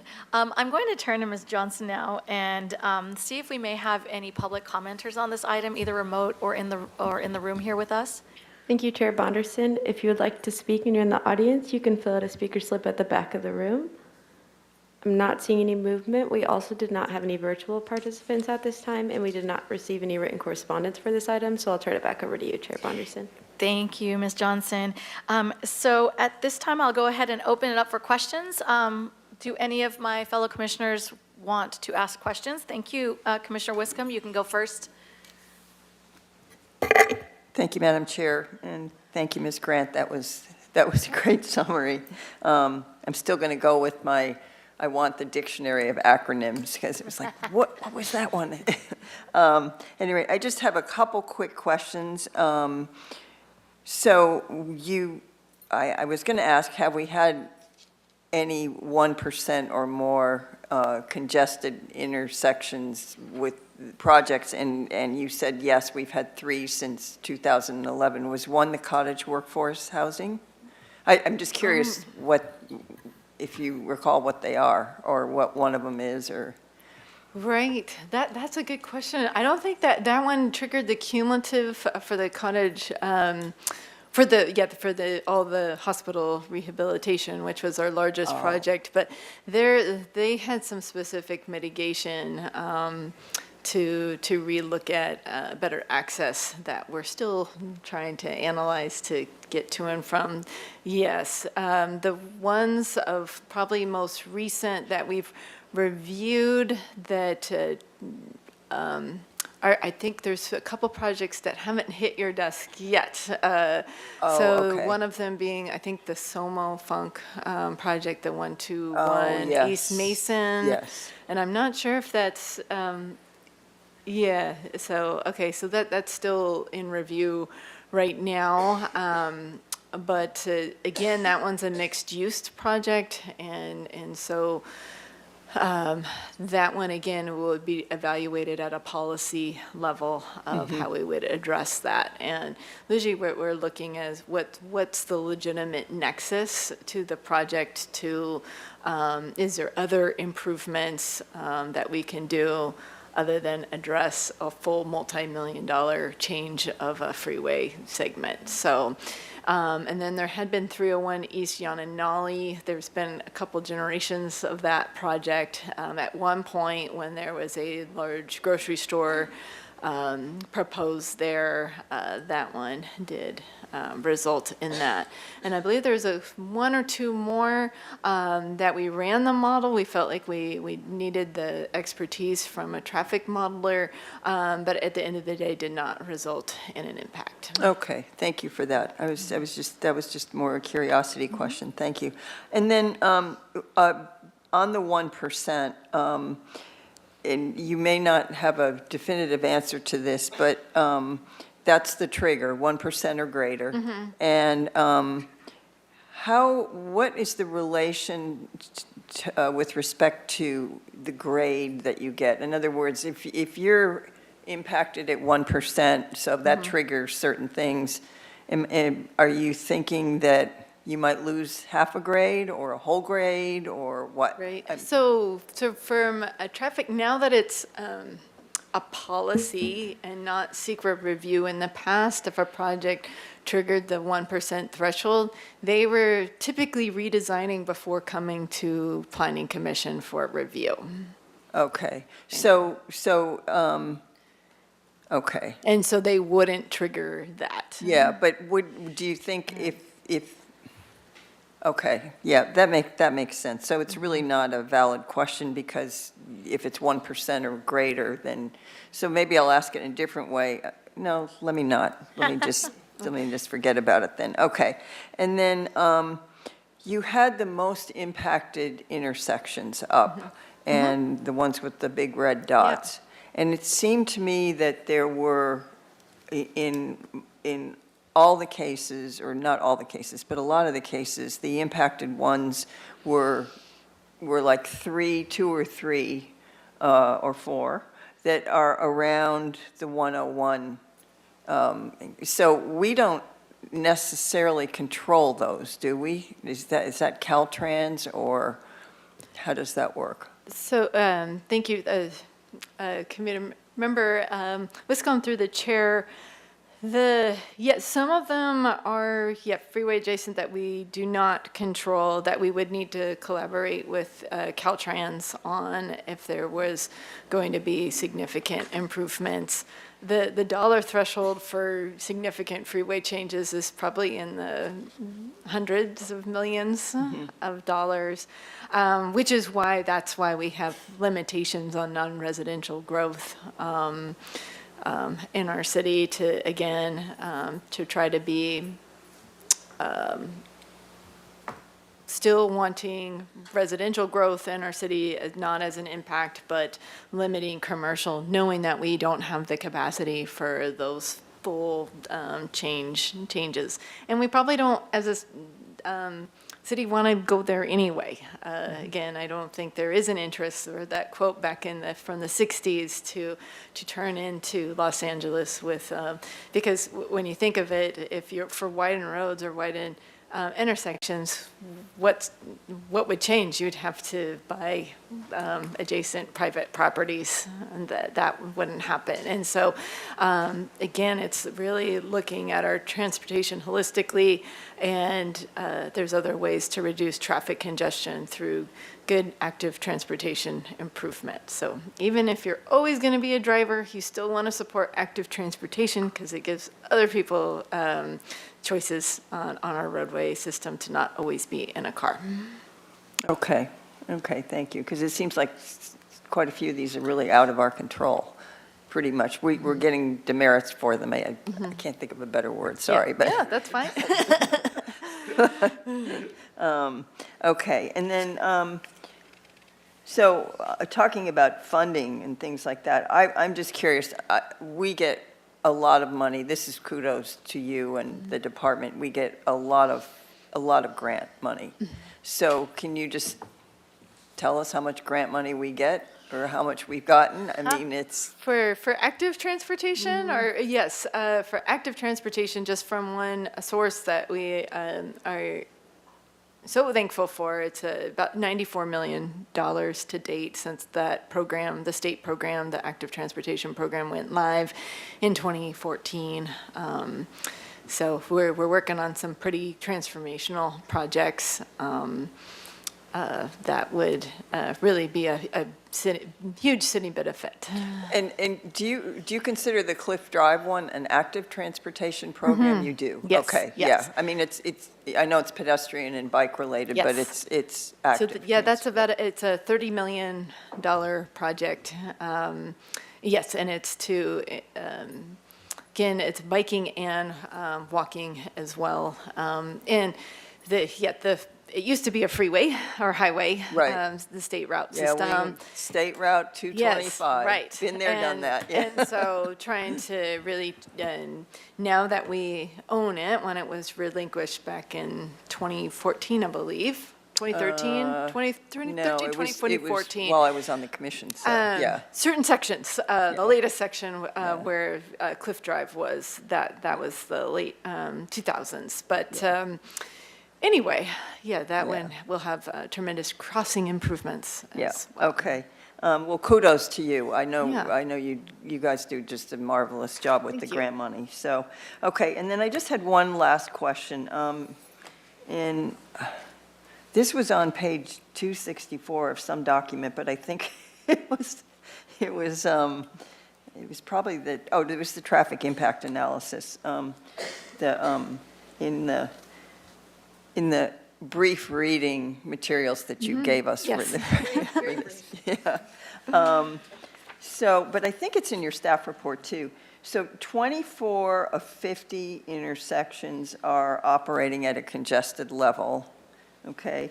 And then you said total of 27 intersections are predicted to be impacted by 2035 with the general plan update build-out. Of the 27, 16 were previously impacted and 11 are new. So what was my question here? So do you work on the, so we're adding to congested intersections, is that right? We've added a few, or are we predicting that we're adding? We're Yeah, gonna add a we few? did add a few, so it's a little bit hard to see in the graphic, but from our 2020 impact guidelines that reference the 2015, the last time the model was validated, if it has an asterisk next to the red circle, that one was, had been flagged before. If it doesn't have an asterisk and it's red, that's a new intersection that's been Okay. flagged. Okay, And then some of them fell off, like I said, where Las Positas and Cliff used to be an impacted intersection when. before the roundabout. Yeah, for the roundabout, and so that one was removed off of the Okay. list. So do you work on the, when you look at these, how do you evaluate them for potential mitigation measures or improvements? Right, so for projects, when we look at it again, we don't have the Caltrans nor us have the multi-million dollars to to, sort of do intersection widening types of effort.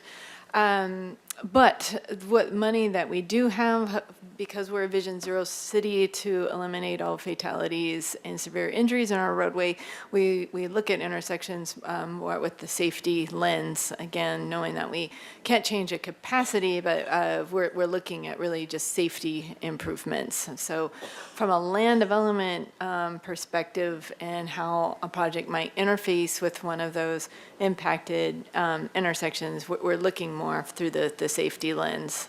Okay, but so, it's so okay. the project on Cliff Drive is that a Vision Zero It project? is. Okay, and how about, we looked at the, what was the West Side Neighborhood Clinic on Micheltorena. And there were pedestrian improvements made there. Was Yep. that Vision Zero too? That is also a Vision Zero. Okay. And project that was also funded from the Active Transportation Program. Okay, great. Thank you. That's the end of my questions. Yeah. Thank you. Another popular grant source is the Highway Safety Improvement Program, where we get a lot of grant monies for intersection safety improvements as well. Thank you, Commissioner Wiscom. I don't know how you keep them all straight in your head, Ms. Grant. Next, we have Commissioner DeLuccio, please. I just want to thank you for another outstanding presentation. Thank This you. has been really helpful. I think you came before us when I was newer on the commission earlier in the year with the State Street presentation, and I noticed you threw one of those pictures in here. So now the new expression is actually the VMT, or the vehicle miles traveled. That's the recent years. But are we still using the level of service, with the level of service? Yes, Committee Member DeLuccio, through the chair, yes, we're still using it, but from a policy perspective instead of a CEQA impact. Okay. So you'll see the terminology change from affected intersection instead of impacted intersection. There's a slight terminology change that you'll see in our documents. That's how we remove the CEQA analysis or terminology from our guidelines, but we still very much monitor level of service. And I like the approach here in Santa Barbara, the transportation demand approach. I'm from, obviously, LA, West Hollywood, and the approach there is to take the infrastructure and make it larger. So, but what happens there, all it does is it attracts more traffic. It's like water that just keeps going, instead of actually being smart about controlling traffic. And then I noticed in 2000, and then SB 743 came along, and that changed the CEQA impact. But in 2011, when they did the general plan, they had to do, I guess, a cumulative threshold. Did it exceed? They have to do a overriding Yes. consideration on Yes, that? the City Council at the time did do an overriding for cumulative impacts. And at the time, again, level of service was the CEQA threshold at that time. But with SB 743, would they still have had to do that? No, because the metric changed, so it's just a new metric, so no overriding considerations. Okay, on that. and also, interesting on the transportation demand approach is actually is locating housing to new jobs, which we all need to do a better job of that. So I guess as we go forward with the new housing element, hopefully we can, with the programs, flushing those out, we can make an impact on that. And then the AUD, one last thing is the AUD program. Did it really, maybe you guys can help me, did that really, I know that a lot of units have come out of that, but I don't feel a lot of them came downtown, did they? Did we build a lot of AUD downtown versus an upper State Street? Because I think that's one of your things you called out about the AUD program. Chair Bonderson and Commissioner DeLuccio, we definitely did build a good portion of the AUD. I don't have the numbers in front of me, sorry. Yeah, that's okay. But yes, that was, it wasn't the majority, if I'm remembering correctly, but a good portion of the AUD Was units. downtown. Correct. Yeah, but I think Yes. Upper State Street had a lot of them too, Upper State had a lot of those. That is correct, yes. Yeah. It was less than 50% of the sites were in the downtown area, but yet I think it was about 50% of the units were in the downtown area. Okay, great. And then just to expand on that, Committee Member DeLuccio, we do have, and I think it's updated, I don't know, Allison, maybe every few months, but for the, there's an interactive plan for the average unit density projects where you can see where all the development is happening. Again, it's been a mix, but the downtown has, again, from a growth management, a little bit larger sphere. So it does cover like some of the west side, lower west, where we're also seeing average unit density as well. So I'm not sure if we could get the map up at some point, but yeah, there's been strategically, that's where we wanted to see the growth. Yes, and thank you. Just to piggyback on what Ms. Grant just said, the traffic model downtown area is different than what we were analyzing in the AUD update with, what we called the downtown close but not exact. So I just wanted to be clear with that.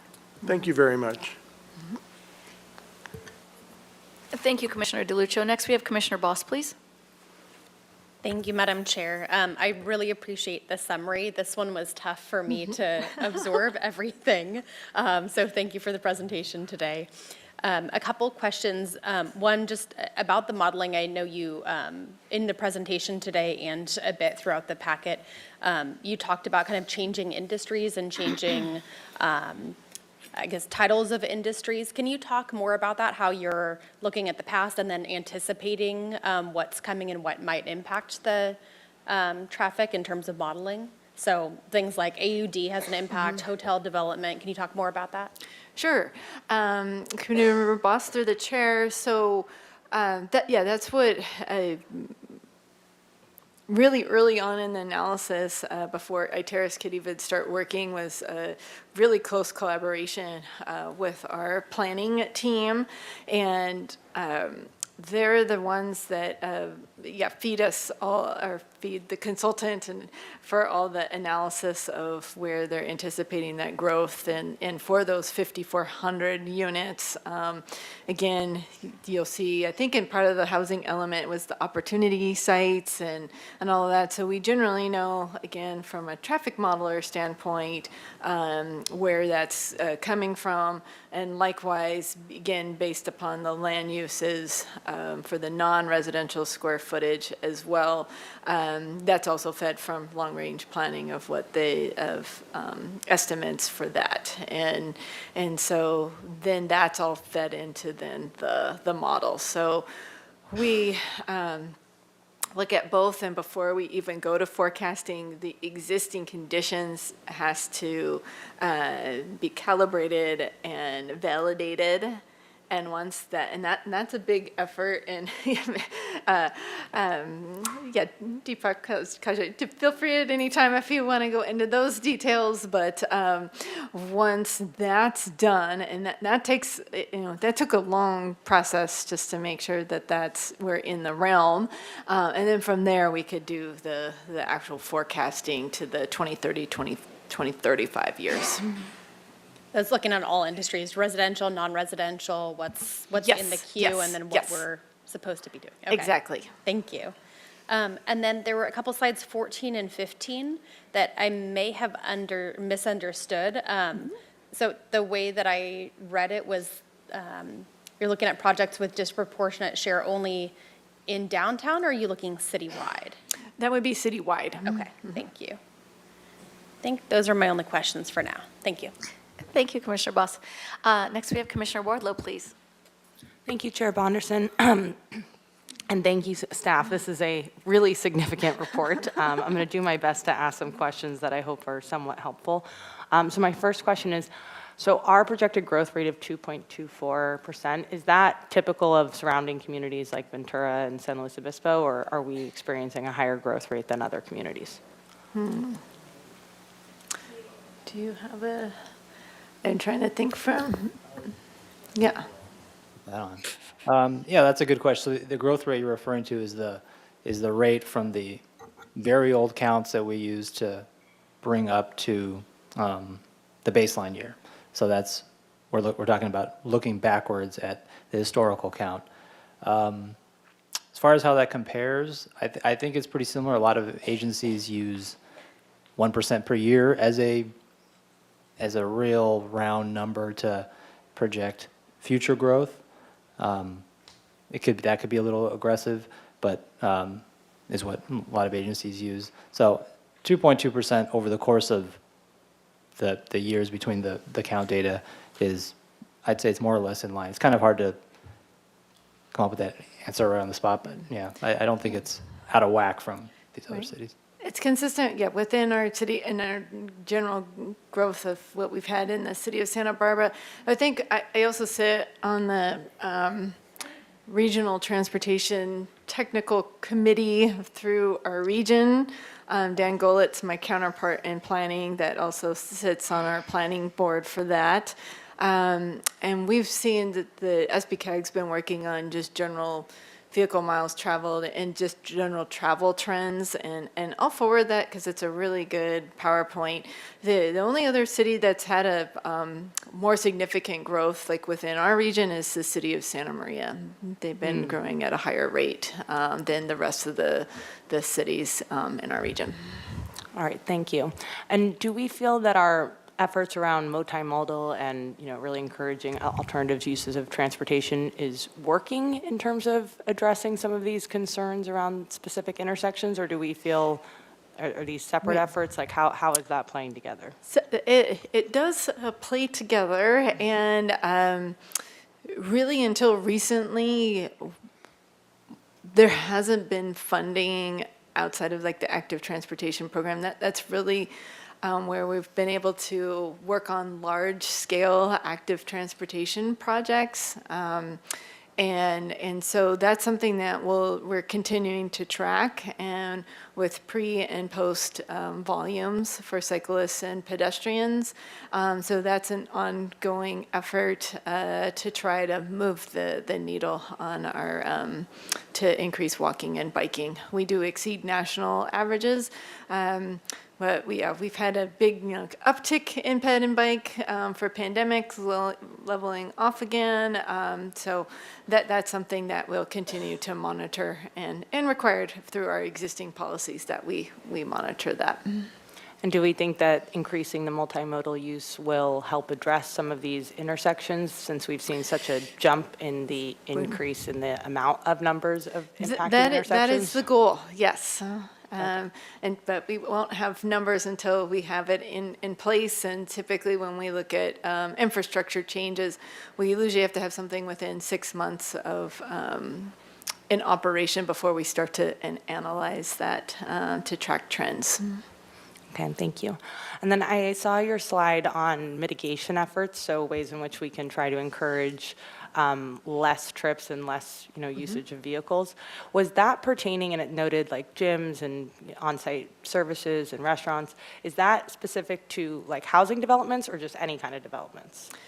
I assume it's housing because It's I would relate it, probably we see it more in terms of like condition of approval over the years, even before vehicle miles, again, travel was a thing, that vehicle miles travel was still a lot to do in our policies and coastal policies.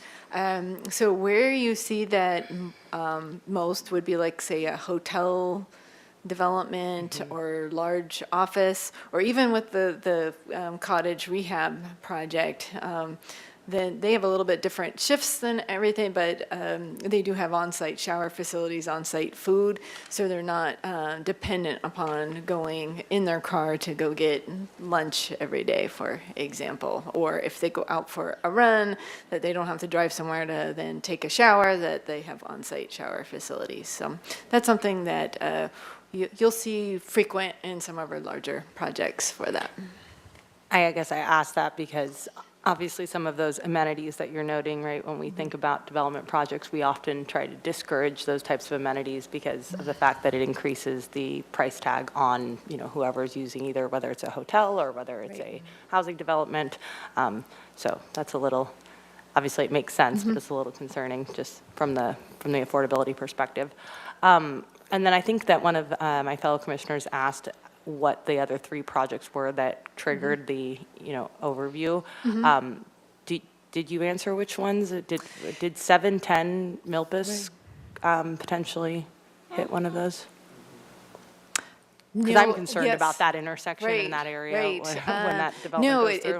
it did not, from a vehicle miles traveled standpoint, or for the non-residential, from a level of service, it didn't trigger it. And I'm going to jump in No, here and because that- that was yeah. one of my questions. I don't know if Yeah. you have this already in your thoughts, but I was going to say, what about that intersection where 101 Garden Street, the big hotel project is being proposed? How much does that impact your? Right. So what's interesting for these, if those were vacant properties, you would probably see more than 1% go to, of travel to the impacted intersections. Again, what we're looking at is net new from a level of service 0 to- standpoint. And there's a lot of existing operations there. There's sort of a hodgepodge of uses that didn't really fit in standard categories. So we have our city modeling or like types of uses. And then if we don't have it in our existing uses in our traffic analysis guidelines, then we use the Institute of Traffic Engineers guidelines. And even in that, there wasn't as specific of uses for that particular site. So we put cameras out to track all the ins and outs. And we usually don't tell sometimes the applicants when we're doing it. It's just to model what the operations were. So they had a pretty significant credit at that site. And that's from that credit that didn't result in an impact to the nearby impacted intersections. Yeah, oh, yes, and then thank you, Allison. Mr. Buss for pointing that out too, is hotels have a little bit different peak times as well. And as such, with a hotel, are you actually measuring how many additional visitors, let's say if it's a 250-room hotel, are you using that number in your impact difference to calculate what a proposal like that or a construction like that would then? Yes, yes. So in the event that a project like that gets approved, gets built, would you then study that site again for real numbers, not just proposed impact? That, basically, then and that's why we do the modeling, I guess, through time, is to understand. So that would, as we do traffic counts in the future, once a site like that's in operation, that's how we'll be able to pick up and kind of see what those adjacent land uses are doing to that. So it might add more impacted intersections. That was actually my question, so I appreciate Commissioner Wardlow letting me There's jump great right in questions, yes. Yeah, and therefore, just to wrap my question up, if 1 second, I just want to say, and therefore, if I understood you correctly, when a project of that caliber, we're still kind of referring to a 250-room hotel, would then be constructed, your numbers would then be possibly skewed, and so a new measurement to capture those nuances would be added to this type of report, is that right? It's just Yeah, a so natural- when we do these traffic model runs every 5 to 7 years, that's You'd what graph those. we'd be, doing again, traffic counts, and then that would feed into, So it would traffic eventually consultants' capture the review. reality. It of the area. eventually, Okay, yes. Very good, thank you. And again, Commissioner Wardlow, thank you for letting me jump in on that one. I really appreciate your comments. That was helpful insight. I don't know if all of the commissioners, I didn't know what you had just shared about that you guys put up cameras and all that in Big advance. brother's That's- always that's Covert interesting. operations, yeah. Well, I'm glad to hear that you guys are doing the due diligence on this, Yeah. so that's comforting. My last question is, we have an additional, so there was 27 impacted sites, and this is kind of jumping off what Commissioner Wiscombe mentioned. 16 were previously identified. Are we already in a plan to address those 16? Like, do we already have funding and kind of support to help address those 16? And then, given that we have an additional 11, is that a lot? Like, that sounds like a lot in comparison to 27, and that sounds like a significant jump from the past. So Right, Are so we we're planning for a future of The significant short answer congestion? is no. We'll look at more safety aspects of those intersections. We don't have the funding to do full-scale capital improvements for those intersections. And like I said, there's different ways through the transportation demand management to address traffic congestion. So we rather focus it that way than intersection specific, if that makes sense. And then, so that's why we look at from a, then when you that's like the bigger view, but then from a project specific one, that's why we have limitations for that 1%, that not one project alone is contributing more than their fair share of traffic going to that intersection. So typically when projects come before you again, that we typically have them rescope before it even hits the a hearing here. And so is staff concerned about the increase of an 11 additional, or is this kind of typical and expected, given the growth I would say and all it's that? as expected. Thank you, that's And, remaining oh, my yeah, question. and then, Can I yeah. jump in real quick? I Yeah, mean, sure. It's not, the number is still 27. The number's still The total is 27, still yes. 27. 11 intersections off that original list dropped off. Oh, Yes. So okay, it's- thank you What for we're- clarifying. Yeah, Okay. so kind of what we're saying with that, Yes, with that yeah. figure was that of those 27 red ones, 16 of them were on the old list. 11 of them dropped off, which we didn't show. They're black on on the list. And 11 new ones jumped. So Okay. the fact that the number hit 27 exactly is pretty coincidental. That's, So Got 11 it. and 11 are, it's a coincidence yeah, that 11 that disappeared, but was more of 11 a came back. coincidence, yeah. But so you've addressed 11, and now we have an 11 new ones. and so- Yeah. Okay, got And it. it's hard because it's not necessarily that it was a capital improvement, like, there's also nuances in how models are set up too. Some were very close to the border of being impacted. You know, she mentioned .77 was the, and if you look at the numbers in those tables, you know, .77 was the threshold. There were some that were, and we talked about going down to 3 decimal places versus 2 decimal places, and, you know, some were close to .76, and some were .78, and sometimes collection of new counts, you know, more updated counts can change that ever so slightly, and so that's how we Yeah. landed with some being taken off and some being added. Well, thank you all for Yeah. your extreme efforts on this project, so thank you. Thank you, Commissioner Wardlow, and thank you, I have your name written down. I don't know if I'll pronounce it right. What's, Deepak. Deepak? Thank you for participating. I thought you were going to get off too easy, No, I didn't not want to. speaking too much. I wanted to say something. Glad to hear you. Now, lastly, we have, well, it's not lastly because I go after, but next we have Vice Chair Bauke. Yeah, thank you, Madam Chair.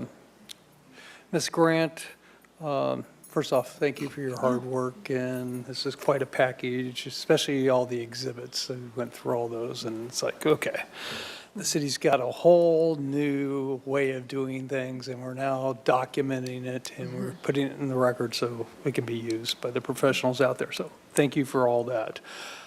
My question's sort of a couple of things that are sort of technical and just sort of an assessment question for you. How are losses to our, the city of Santa Barbara's got a very extensive network.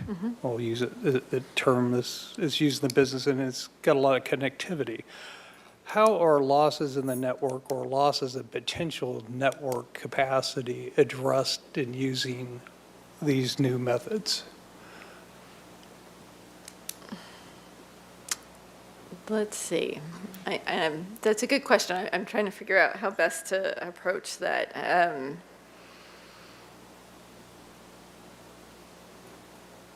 I think the short answer is that we're always continuing to analyze that and capacity of our roadway systems.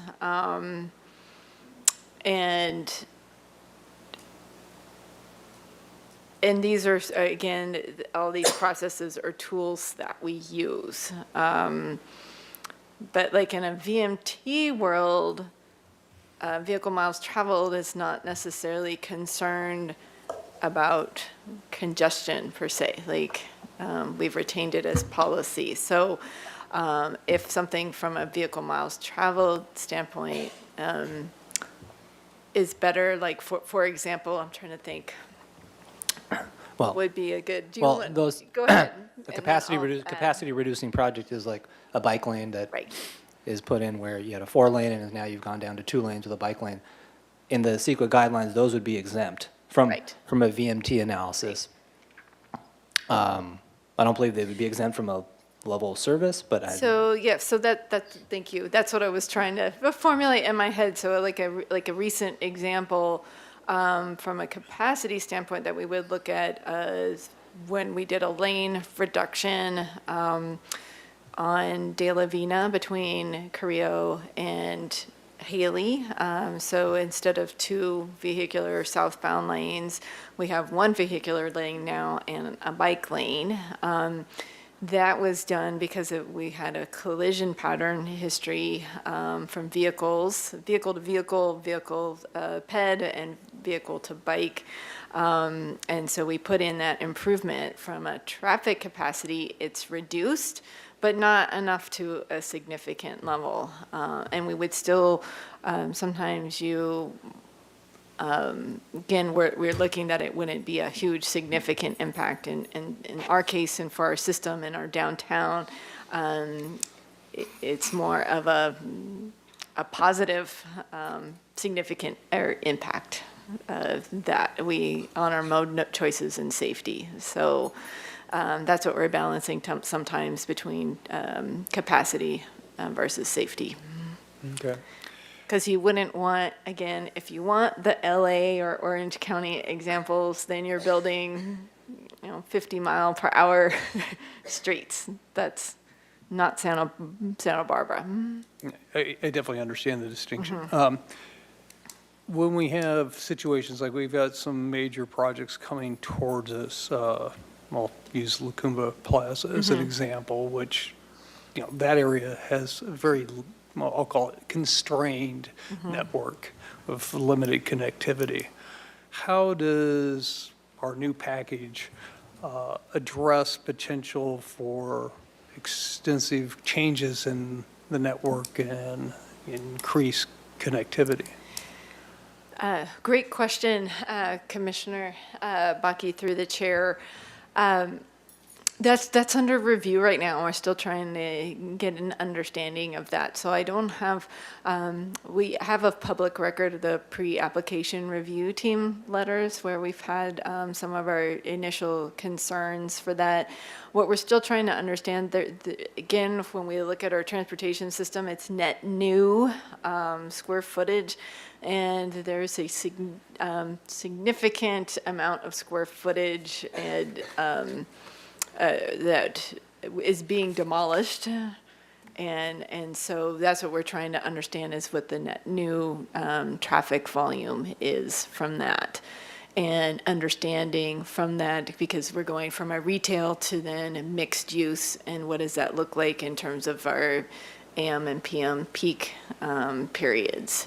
And so I don't have a final answer because we're still analyzing that. I would say that what's appearing in the letter for that is, making sure that we have good internal circulation so we're not having an impact on the main lines of our infrastructure. So making sure that we still have streets within that development. So not everybody's needing State Street and Hope at all times, or the Cumbra. Okay. Need to have some valves in there. So my last question, and this is sort of an assessment question.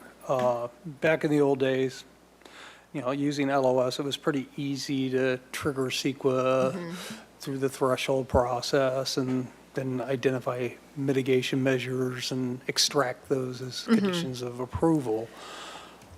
Under the VMT process, is it as sensitive? And since we can't use CEQA, are we getting the exactions or ability to exact from projects the mitigations that we would have normally got under the LOS CEQA system? Or are we now getting less or having less of defensibility to extract? That's interesting. I think time time will tell. I think in the olden days, like when I first started out in planning, we used to do level of service for every single intersection. So the rule threshold, and Allison, you probably remember too, was if any project resulted in a net increase of 5 trips to an intersection. So we had no development because every project was always tripping that threshold, and it didn't make sense. And so that's what our 2011 general plan was, very forward thinking. And it's like, we need to get rid of that process. Let's focus on the, kind of 50 key intersections for review really close to the freeways, because we were prohibiting basically development where development should be in the downtown that could really support multimodal transportation. And so that was the biggest change for that. And then as far as for nexus of improvements,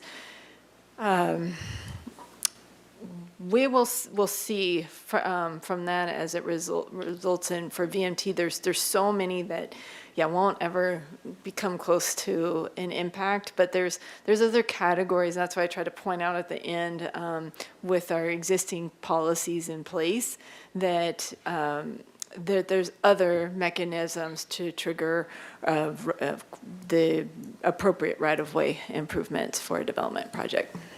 Okay, thank you. Thank you, Vice Chair Balke. And I have had 3 questions when I came in today, and one as you were presenting, but they've all been taken care of. And as you can see, I jumped in where it fit most easily, so I don't have questions. So with that, I will go ahead and start the deliberation period. I usually end it, but I'll just use my opportunity to start. I have to say, and I'm going to use this opportunity to pitch to my fellow commissioners, I had the pleasure in these last 4 years to liaison to the Transportation and Circulation Committee. So I had plenty of opportunity to study and to train and to learn under the leadership of Ms. Grant.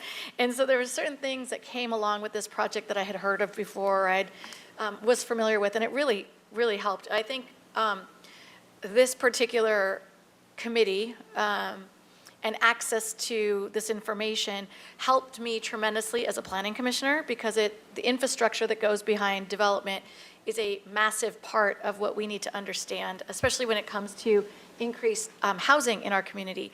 So that liaison role is coming available in January, everybody. I highly recommend you consider it. I have to say, I particularly loved being connected to you and learning along that liaison role. So thank you for everything you do, and thank you for this presentation. I agree with my colleagues that it was a really challenging report, and your summary helped. It wasn't short, but it definitely helped clarify. I wouldn't call it a summary, but the presentation was useful, and I really appreciate it because it solved my questions as well. And that being said, when the time comes shortly, I would be in agreement with the recommendation to forward this as you've requested. So I'm going to open the floor up now to my fellow commissioners for comments, any deliberations you'd like to add at this time. Commissioner Wiscombe, please. Thank you, Madam Chair. I agree with your comments and compliments to staff and the consultant. I think you've done a remarkable job, and you've answered a lot of kind of more difficult questions up here. But I also can support staff's recommendation, which is on page 2 of our staff report.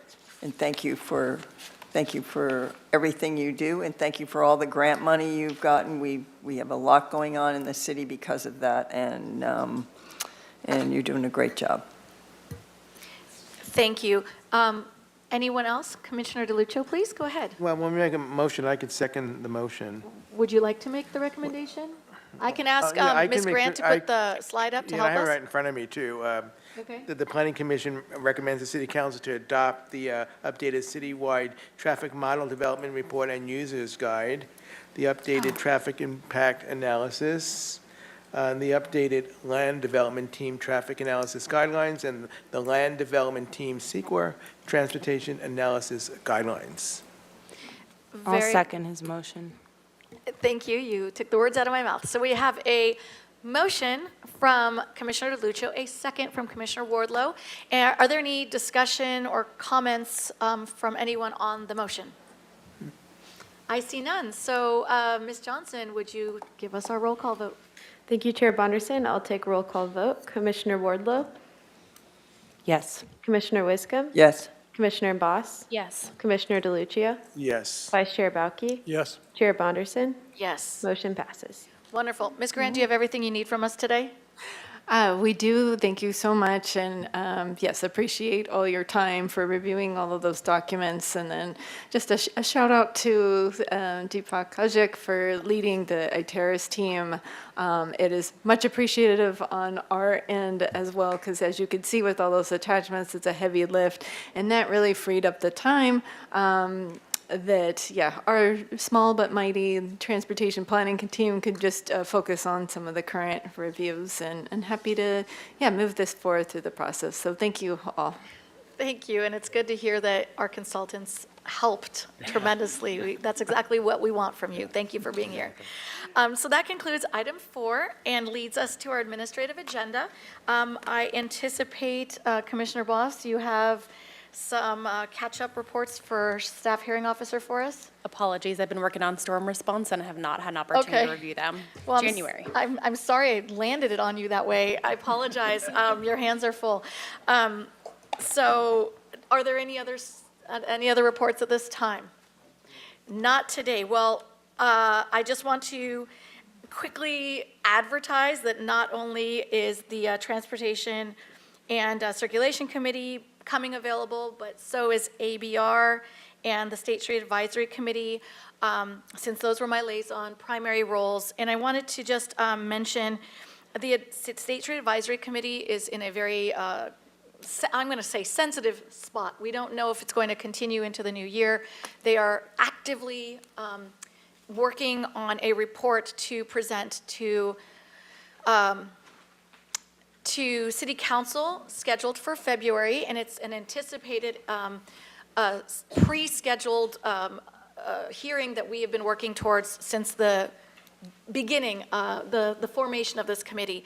So HLC and the chair of the HLC, as well as the vice chair of the Planning Commission, Vice Chair Bauke, have both been invited in to help kind of coordinate the efforts of the two commissions that are part of the State Street Advisory Committee. So as you all know, we have 15 at-large positions that were appointed by council, and then we had liaison positions from HLC and from Planning Commission, one of each, plus 3 city council members who were also appointed amongst themselves. So there is a kind of a tendency to want to keep those positions consistent throughout the lifespan of the committee, and we're expecting that there won't be any replacements. I guess they didn't anticipate the end of a 4-year term in the middle of that. So I'm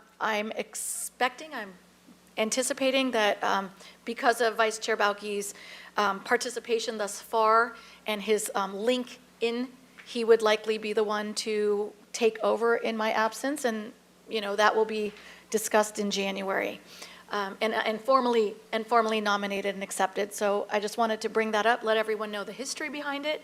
It's a very unusual, very unique situation because this position did not have an alternate. And so it's sort of unprecedented. We don't know exactly what to do.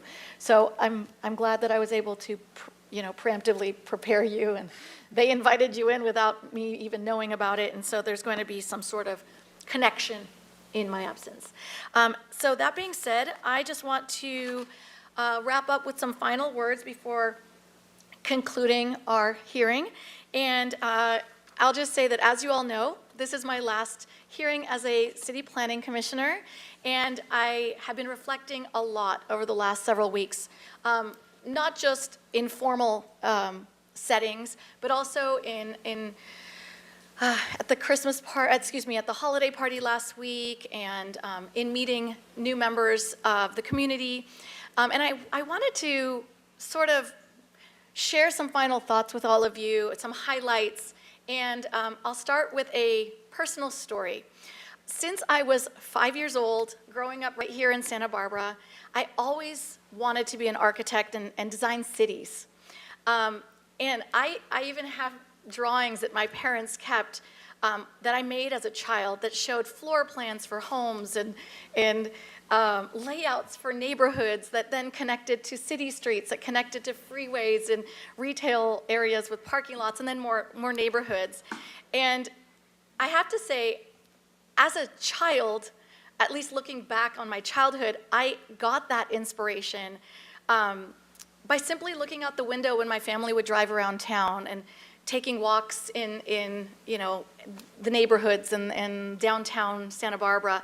And so it's no wonder that the cities I was drawing all surprisingly looked like Santa Barbara. I didn't realize that was unusual until I left Santa Barbara, and I said, there's no other cities that look like this. So I suppose it also is to no surprise that when it was time, I ended up studying architecture and urban design. And as an undergraduate student at Cal Poly, all of us students were required to take coursework in all 5 areas of the College of Architecture and Design.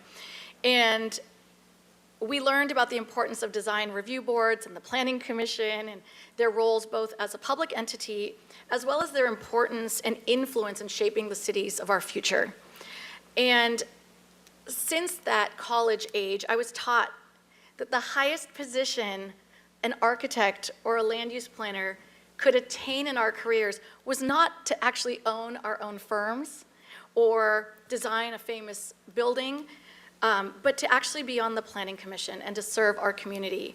And so for me, after finishing my studies and getting a master's after that, specializations in urban design and sustainability, and living and working abroad, it was only natural for me to come home to Santa Barbara, to my hometown, to the city that inspired me to grow into this position of a designer, of a lover of city design, and come back and contribute to my city. So that's why, for me, being a planning commissioner has been so important. And to me, it feels like this highlight of my career in this field. And it's also why doing my best, being as prepared as I could possibly be, learning to listen, which is not always easy, recognizing that I'm learning every day and every hearing is different, every project is different, and making ethical, educated decisions has been a passion for me. It's not only something that I find to be important, but also I find it to be a duty, a responsibility to my community, and truly an honor to be able to apply my specialized my specialized knowledge and those experiences and expertise that I've acquired along the way. And to bring it all to fruition in a position like this has been a privilege for me. I believe public office is about being focused on what is on the agenda today, while always having a greater understanding of the big picture, about how our decisions today influence and guide, and even set precedents for future development of our cities. Forethought and comprehensive knowledge are critical in recognizing when policies and ordinances are no longer serving the needs and interests of a sustainable, vibrant city. I'm proud to have been chair in this particular year in 2023 when our Planning Commission undertook the significant work effort of the multi-unit housing program and the housing element that will take us through the next 8 years, and to be able to work closely with staff to understand their role and the importance of what they do behind the scenes, and to really understand how all of these things intricately work together. We can't be a successful planning commission without a successful community development staff team. So thank you to all of the staff members who allow us to do our best because they are doing their best every day. I sincerely hope that these decisions that I have been a part of as incorporated here with the 7-person commission will stand the test of time. And we'll only know as time goes on. And I hope that I can remind each of you, perhaps inspire each of you, my fellow commissioners, to reflect on your reasons for serving. Why are you here? And recall that we're lucky in a way that the Planning Commission is a nonpartisan position. As I leave the commission, I hope that current and future commissioners apply passion, impartiality, and fairness to serve everyone within our community and to do that objectively. My gratitude goes out to each and every one of you in the room and out of the room who have been supportive of me during my tenure as a city planning commissioner. It has been a true privilege to serve this city, the city of Santa Barbara, and I wish you all a happy holiday season and a happy, healthy, and very successful 2024, not just here in the Planning Commission, but at home, in life, in everything you choose to do, because having that work balance with social and personal life is so important. We can't do our best here if we're not happy, healthy, and successful outside of this room. So please remember that. Before I close this item, this goodbye, I want to warmly introduce, if you don't already know, my replacement. This is former and future Planning Commissioner Brian Barnwell. My only regret is not having the opportunity to serve on the dais with you. So I couldn't be happier to be replaced by someone so wise, and I sincerely know that you're going to be an amazing addition to this group. I also want to welcome Vice Chair Bauke, who, and any other commissioners, by the way, if you wish to end the year with a few words. So the floor is yours. Vice Chair Bauke, perhaps Vice Chair for the last time. Next time you'll have one less word in your title. Thank you, Madam Chair. Well, first off, thank you for your service. On the behalf of the commission, we have provided you a bird's eye view of Santa Barbara, and it's sort of interesting, you know, the founders of the community definitely understood urbanization and had a urban form way, way, way back, and we all have made notes of our thanks to you on the back. You won't see that, but there's another piece of paper in between. But I'd like to give my fellow commissioners an opportunity. If you have anything to say, we'll start with Devin. If you have anything to say to the chair, and we'll just go. Oh, thank you very much. Thank you, Vice Chair Bauke. Well, I greatly appreciate all of the leadership and mentorship and time that Ms. Roxana has really spent with me. For just a few more minutes, I could be chair. That Chair Bonderson provided to me and other members of the commission, as well as just her steadfast commitment to doing right by this community, always standing up for what is right, and being really committed to the prosperity and success of the community we all love so much. We will miss you tremendously, but we greatly appreciate your service and your time with us. And I know that the next year will be very positive for you and your new endeavors, and more personal time for you and your little one. So I'm very happy for you, but you will be missed. So Thank you. Commissioner DeLucia? Chair Roxana, I actually want to thank you for your leadership this year, and I want to thank you for making me feel so welcome on this commission. You're the first person to reach out to me on the commission, and I know you kept me in line a little bit this year, which is a good thing. And I just wish you the best, and I know we'll keep in touch. And I welcome our new, have you been sworn in yet? So I welcome Brian Barnwell, who will be sworn in, who will be joining us in January. And I just want to wish everybody a happy holiday. Leslie? Thank you. Madam Chair, Thank you for the Thank- title, one more time. Yeah, well, I had to say it, yeah, you get to be Madam Chair for a few more minutes. That's right. Thank you for all that you've done. We've had some interesting years, particularly during the pandemic and the Zoom meetings, and I still have images of you popping up with that wonderful smile that you have. It's at our meetings on the Zoom.